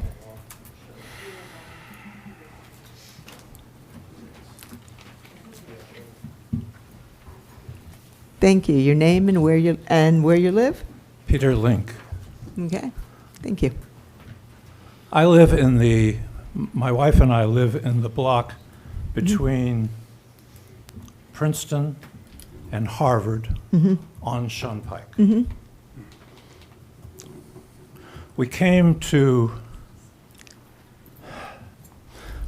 here to Summit from New York City 10 years ago. We first rented for 6 years. We loved it here so much that we bought our home. In that block, there are 6 houses. And in the time that we have been there, 4 of the houses have put tremendous amount of money into their homes. And we've seen the value of that block change dramatically. I have to tell you, I didn't know about this until yesterday. I am one of those people who has put thousands and tens of thousands of dollars into my home. What they are doing here is, I agree with Robert Carbone, this is a terrible idea. This isn't just a bad idea. This is an idea, excuse me, but that just stinks. I am so shocked that they would do this and that I come to this meeting tonight, which is bravo to all of you for what you do. But if you lived on my block, you'd be standing here right now. That's a promise. You would say, this is not a good idea. Please reconsider this. That idea does not belong in our idea of home. Thank you. Thank you. Okay. Any other residents?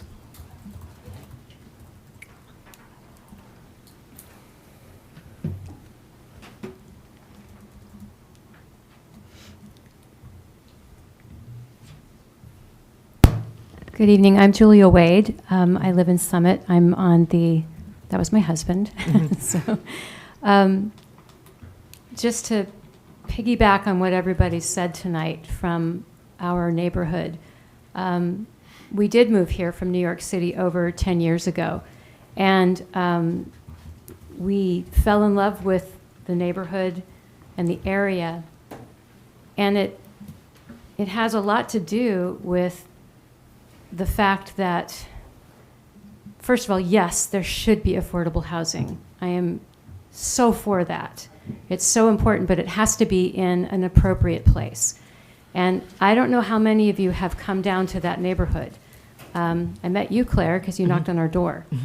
And I just can't imagine that you would think that that was an appropriate place for a 25-unit housing situation for, especially for veterans, for all the reasons that have been shared here tonight. This neighborhood in over 10 years, just over 10 years, is in the middle of transformation. And we've watched it transform with great joy because it is, there are generations of people, there are new people, there are children everywhere. To add to the pressure of people trying to cut off their commute time by roaring down our street and making a quick turn either on Princeton or on Harvard, that in and of itself is something that we're deeply concerned about. We're considered the grouchy couple because we yell at the traffic. and we're not afraid to, especially my husband. And so, but we do it out of a sense of safety. Because there are little kids, that the foot traffic, as everybody has said, far outweighs the normal traffic in the neighborhood. And I'm just here to implore you to listen to all of the wonderful points that have been made tonight. The one thing that really caught me tonight is the fact that this is not political. And it doesn't matter what our politics are. We're just here to work together to create safety and create a safe living environment for every neighborhood. So there's appropriateness of where affordable housing can go. And I don't need to repeat that, but I do absolutely support that, but not in this neighborhood. Thank you very much. Thank you. Okay. Yeah. Mr. Bassman.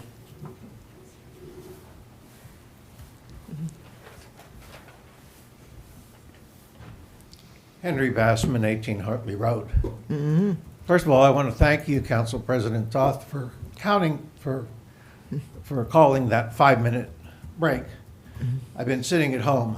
I chose not to come here tonight because I looked at the agenda and I didn't think there was going to be anything I was interested in on the agenda. And then I found out about this tremendous show of support for the neighborhood that is around Shunpike. I just got a chance to see the Round 4 plan recently, and I'm appalled by it. Whoever put it together was totally irresponsible from my point of view. There was objection 2 and 3 years ago to a 4-story building in Broad Street West. This proposal has 2 4-story areas designated for affordable housing. So contradicting the whole controversy for which they were elected is now being overturned.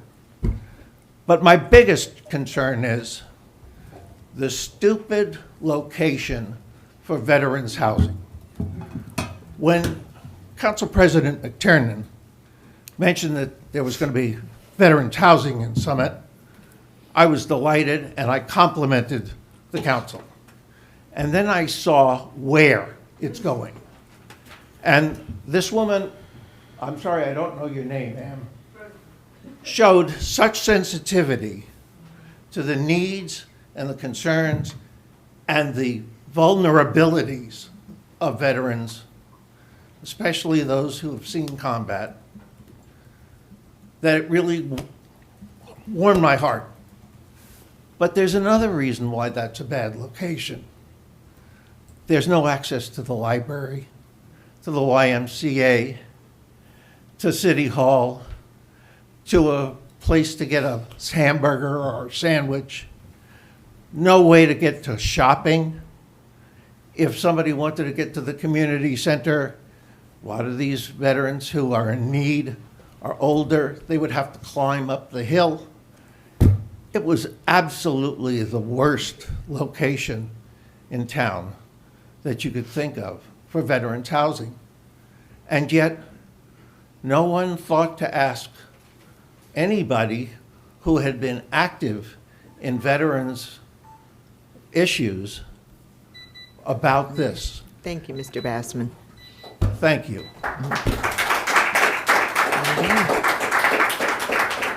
Any other residents? Okay. Do we have comments from people who are not residents? No. Want to participate? Yeah. Anonymous?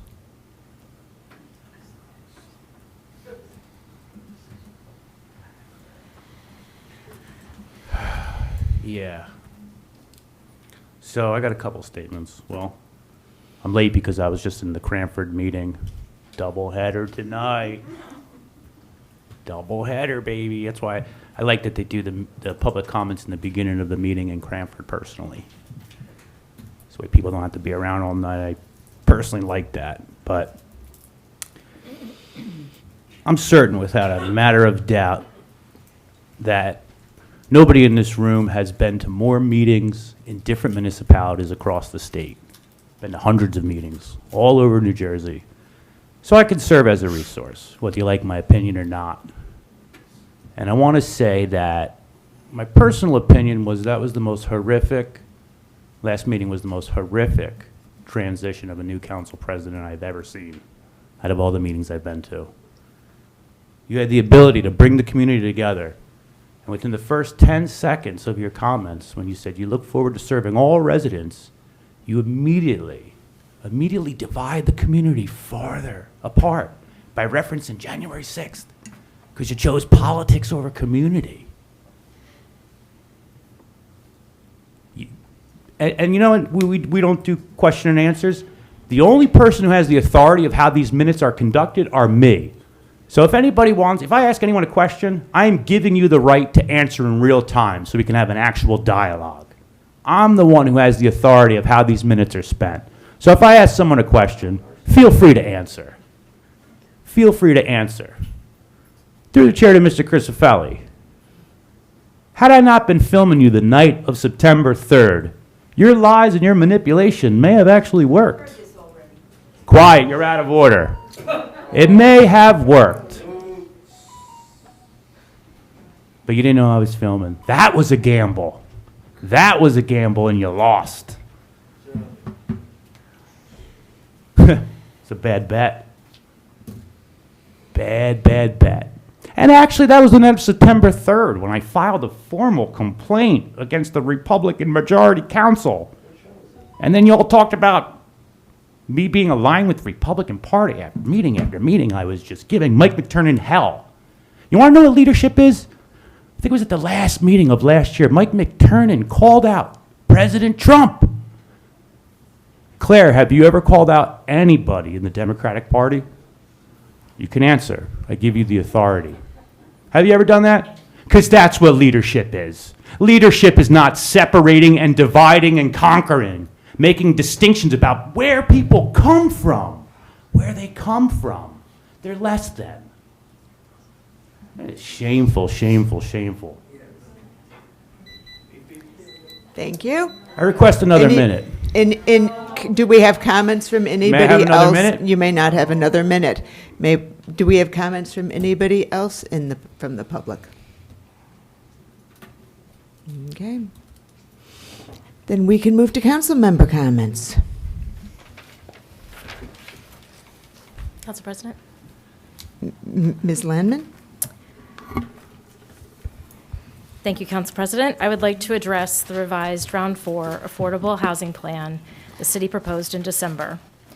For those who haven't read it but have heard a lot about it tonight, in short, the plan allows for hundreds, I'm not going to argue with Jim Bennett, of new apartments and homes to be built in Summit, of which less than 150 are affordable.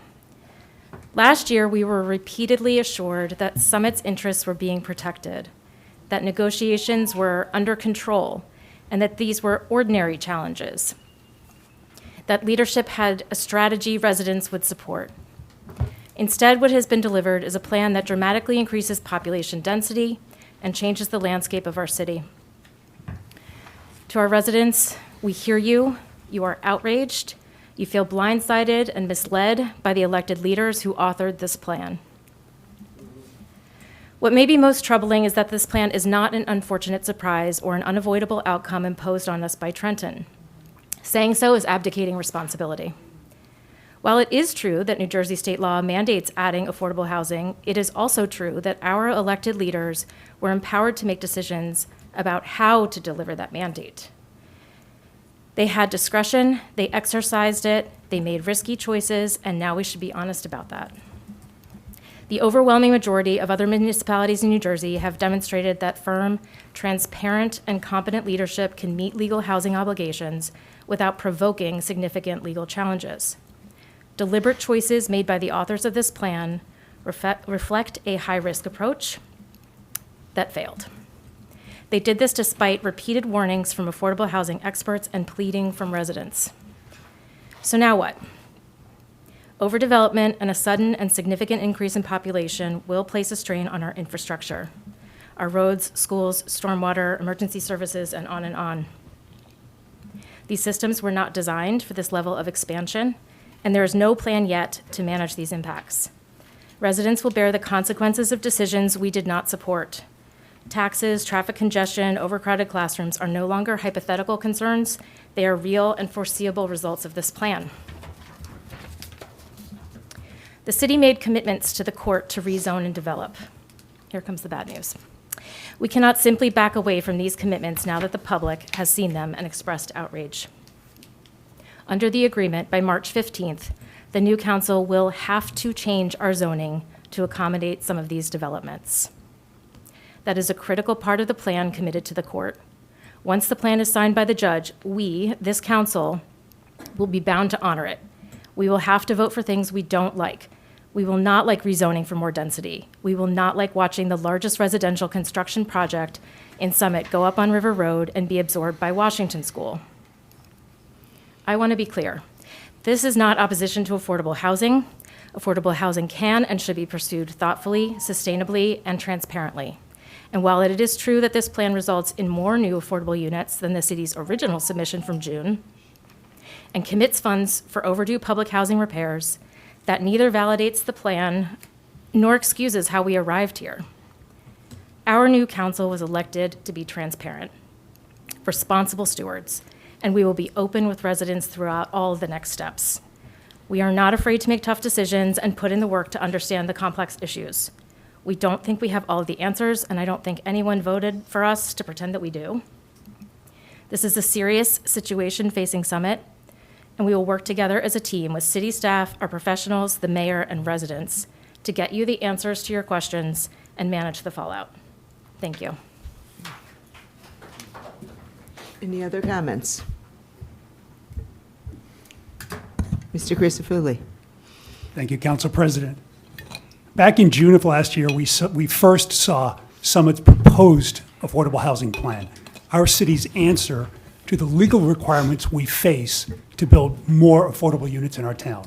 I'd made statements at that time that were critical of the secrecy around that plan presented hours before the deadline at the end of June, with virtually no time for public comment. And I particularly criticized the development in East Summit at a traffic hotspot on Ashwood Avenue. Former Council President McTurnan repeatedly assured us that we would get a good deal. And even tonight, we heard a former council member defending the deal that she struck. Turns out that last year's council chose an approach that has put us all in a very unfavorable situation, with far more new construction required in Summit than in other similar towns. The other towns made a realistic plan for modest new construction, and that's pretty much what was approved. We were one of a dozen or so towns across the state that took a different approach that was deemed obstructionist, and we've gotten slammed as a result. Summit took an extreme position, and we all lost big.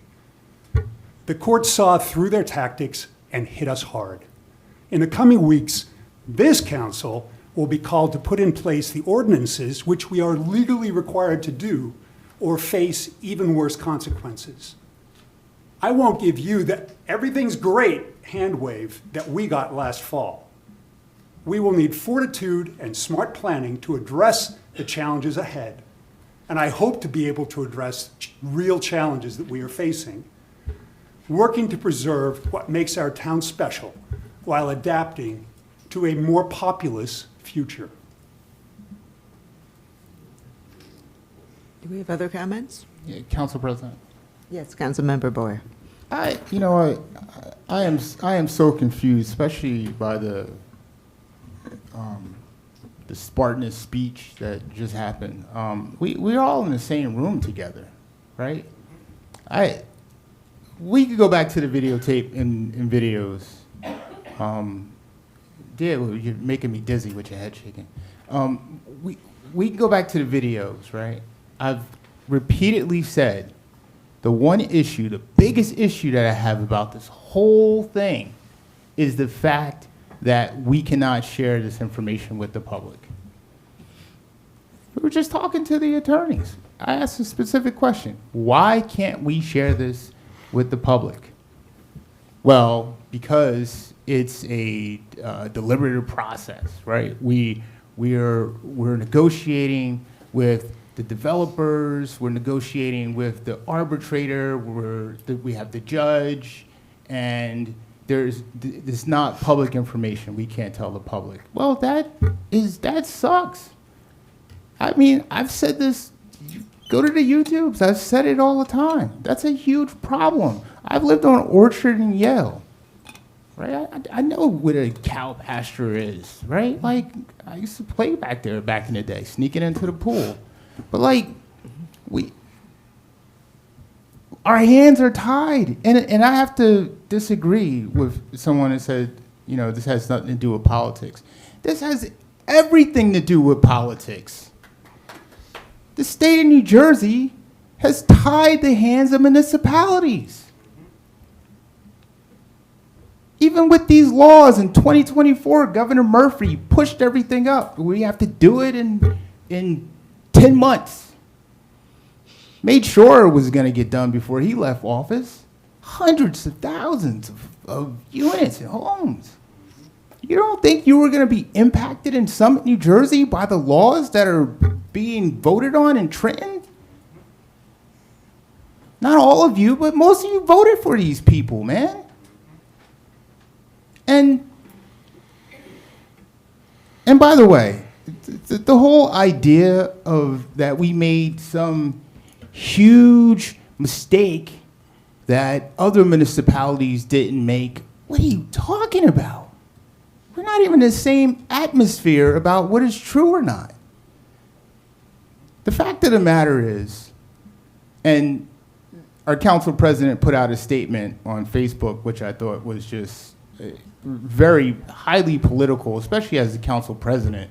I mean, try to bring the community together. You know, oh, the Republicans did this, last round, right? So you can completely separate yourself from the same deal that you were privy to all year.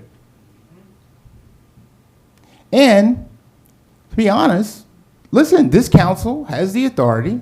Don't let them back away from it. They have the authority, they have the majority to say no. Fight. Take it to court. Let's go. Y'all have the power to do that. Don't back away from it. Don't tough talk and then, yeah, we got to sign this, right? No, you don't. You don't have to do anything you don't want to do. Now, this body was advised by counsel that the details of these negotiations were privileged information. We were told that until the ink dries, silence was necessary to protect the city's leverage. And we were bound by a duty of confidentiality. And I thought that was horrible. I thought it was horrible that we couldn't do that. However, if we did, and let's talk about the whole builder's remedy aspect of it, right? Why don't we fight? Let's go fight. So if we were to lose control of the city and developments in the city, the cow pasture, Uptown, was West Summit, East Summit, you're talking about developers, they could get a blank check to put hundreds of units throughout the city. There has to be some type of stopgap.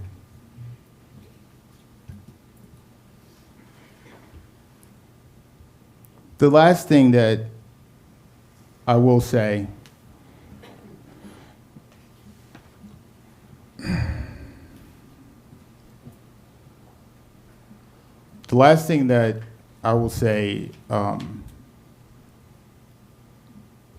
there has to be some point where this council can separate ourselves from the political atmosphere of always taking shots and coming together to do what's better for the city. At what point are we going to work together to do that? I mean, right now you have the majority. I'm willing to help out. I mean, most of you know how I feel about, this project. We could work things out. But it makes no, I mean, you think you get points for coming up here saying all this stuff that's not true? That we messed up and other municipalities did a better job? That's patently false. You know it's false, man. I mean, the bottom line is you don't need to do this. You're choosing to use this rhetoric. You don't need to do it. Why? Do it on Facebook. Nobody is trying to. We're not trying to fight with you guys, right? We're not. We want to work together.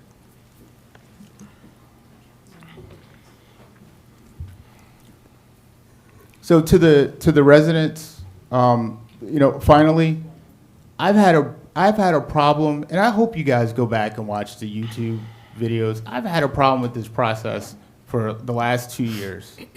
I have. And it is political. And the whole fair share housing, Mount Laurel doctrine, it's just, it's not meeting the purpose, the spirit of what it was created for, and it's out of control.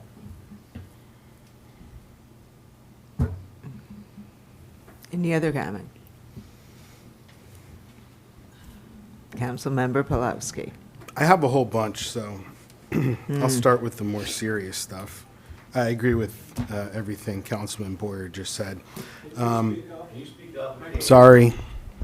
I have a bunch of stuff. I'll start with the more serious stuff first.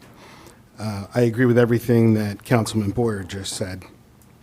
Our lawyer will be here next week, or not next week, the next meeting, and she'll be able to tell you some of the differences between affordable housing in rounds 1, 2, and 3 and affordable housing today. Then versus now, and it's starkly different. And this is a serious situation facing New Jersey. if you don't think that this is driven by Trenton and the affordable housing industrial complex, as I've said up here many times, I'm going to quote my dad here, you're living in a dream world. All right? So talk to people in Trenton. Okay? We didn't take it upon ourselves to come up with some kind of a plan in such a short period. We didn't take it upon ourselves to not share as much as we could with the public. I'm on the Mount Laurel committee, right? I don't know how many meetings we've had, 50 maybe? And every meeting we ask, what can we tell the public? We need to tell the public something. I had to be a broken record about this to just get a couple of the developers to agree to come and give a presentation to the planning board about what they had in mind. If I hadn't done that, nobody would have even seen that. And Claire, you were intricately involved in all this, and you supported these measures all along the way. You would have put 250 houses or 250 units down at Wells Fargo. I remember it as clear as day. So 198 is a win down there. Rehab money. The Summit Housing Authority has looked into what they can, other ways to get money, and they have failed for decades.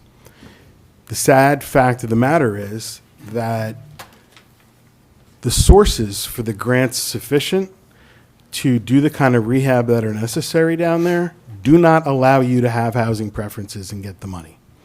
I'd love to keep the preferences over there. They can't get any money. So we could triple our taxes and rebuild them. We could try to get private donations like the folks did back in the late 60s. But the world we live in now says, we're not giving you that money unless you affirmatively market each of these units, and that means that you can't give any kind of a preference to anybody, whether they live in Summit or whatever else.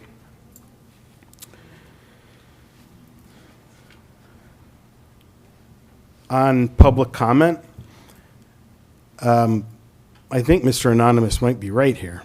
And in fact, I think we should revisit this in Law and Labor. We did talk about it last year. And I think we came to the conclusion that while you can ask everyone in the audience to be respectful and allow Summit residents to speak first, because this is their city, we can't require it. And so we'll look into that a little bit more. You may have noticed that Councilwoman Toth introduced the historic minute today. And this sort of also goes into working together. Chantal and I are going to share this historic minute this year, and she's enthusiastic about doing it, and I'm happy to share that with her. But nobody talked to me about it.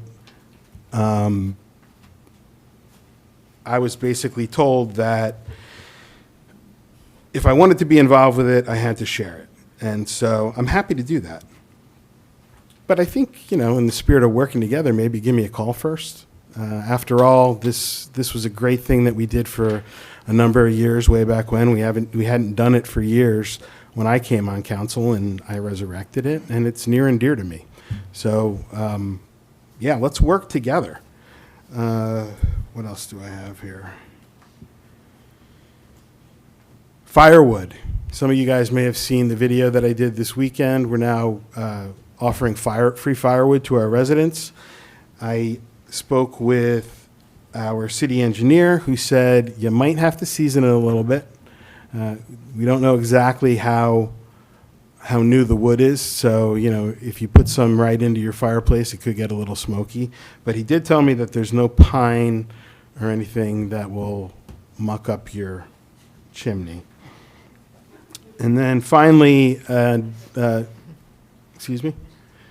in February,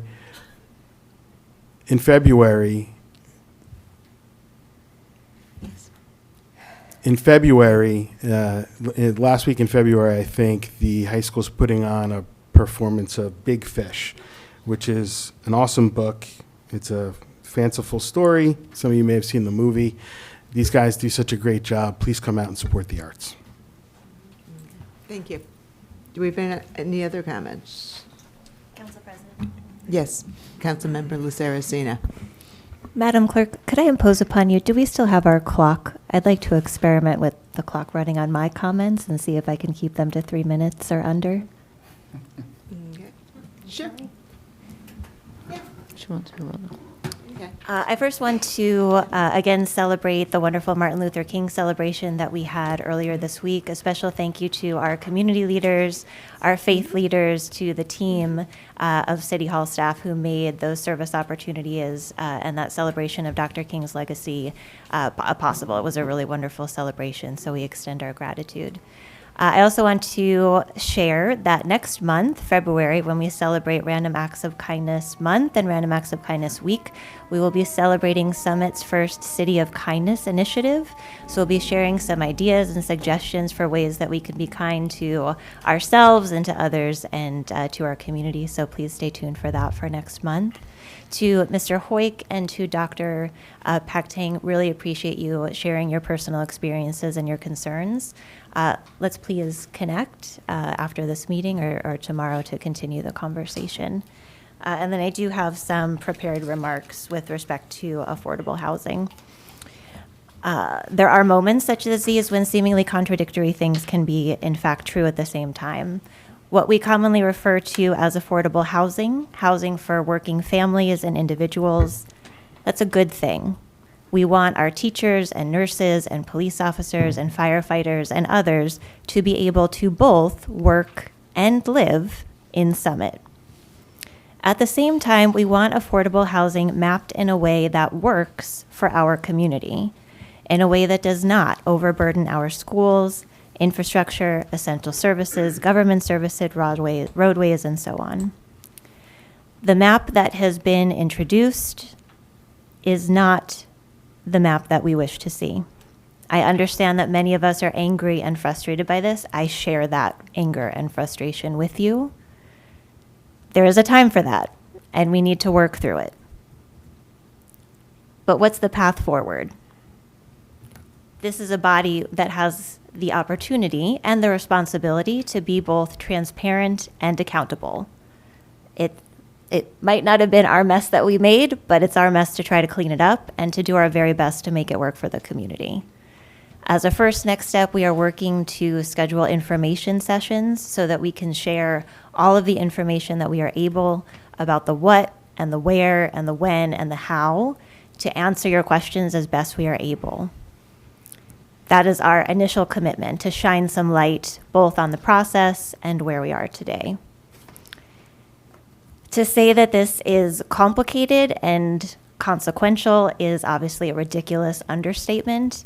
But again, we commit to, as a first principle, transparency, to being honest about the situation we're in, and to indeed work together, to come together as a group in partnership with all of us in the community to try to make it work. This is the beginning of a new chapter. It's a conversation that's going to be ongoing for the next decade, and it will impact Summit for generations to come. So we hold the opportunity for transparency and accountability, and that is our commitment to you in 3 minutes. Thank you. Thank you. Any other council? Madam Mayor. Thank you, Council President. A couple of things. I wasn't going to speak on affordable housing or this complicated mess that we are in. I will just say that I have been for 2 years screaming that the process stinks and that it's really unfair to the public.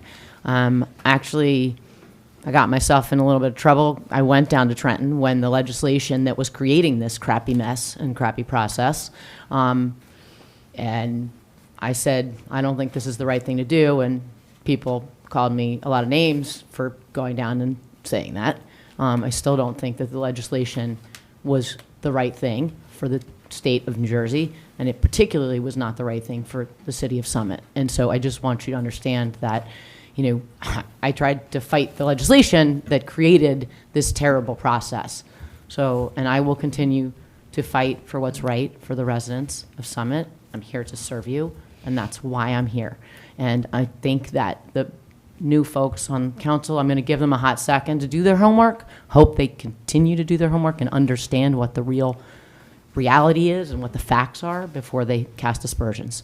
And speaking of doing homework and doing the right thing for the residents, I want to go back to the Summit Housing Authority appointment, because I sent out a letter earlier today with my appointment, who was a terrific addition, was going to be a real asset and a spokesperson for the residents of our Summit Housing Authority properties. And I was really hoping that this council would do what was right for the residents. And because they haven't, I am going to renege on that, and I am going to appoint Georgette because she is the right person for the residents.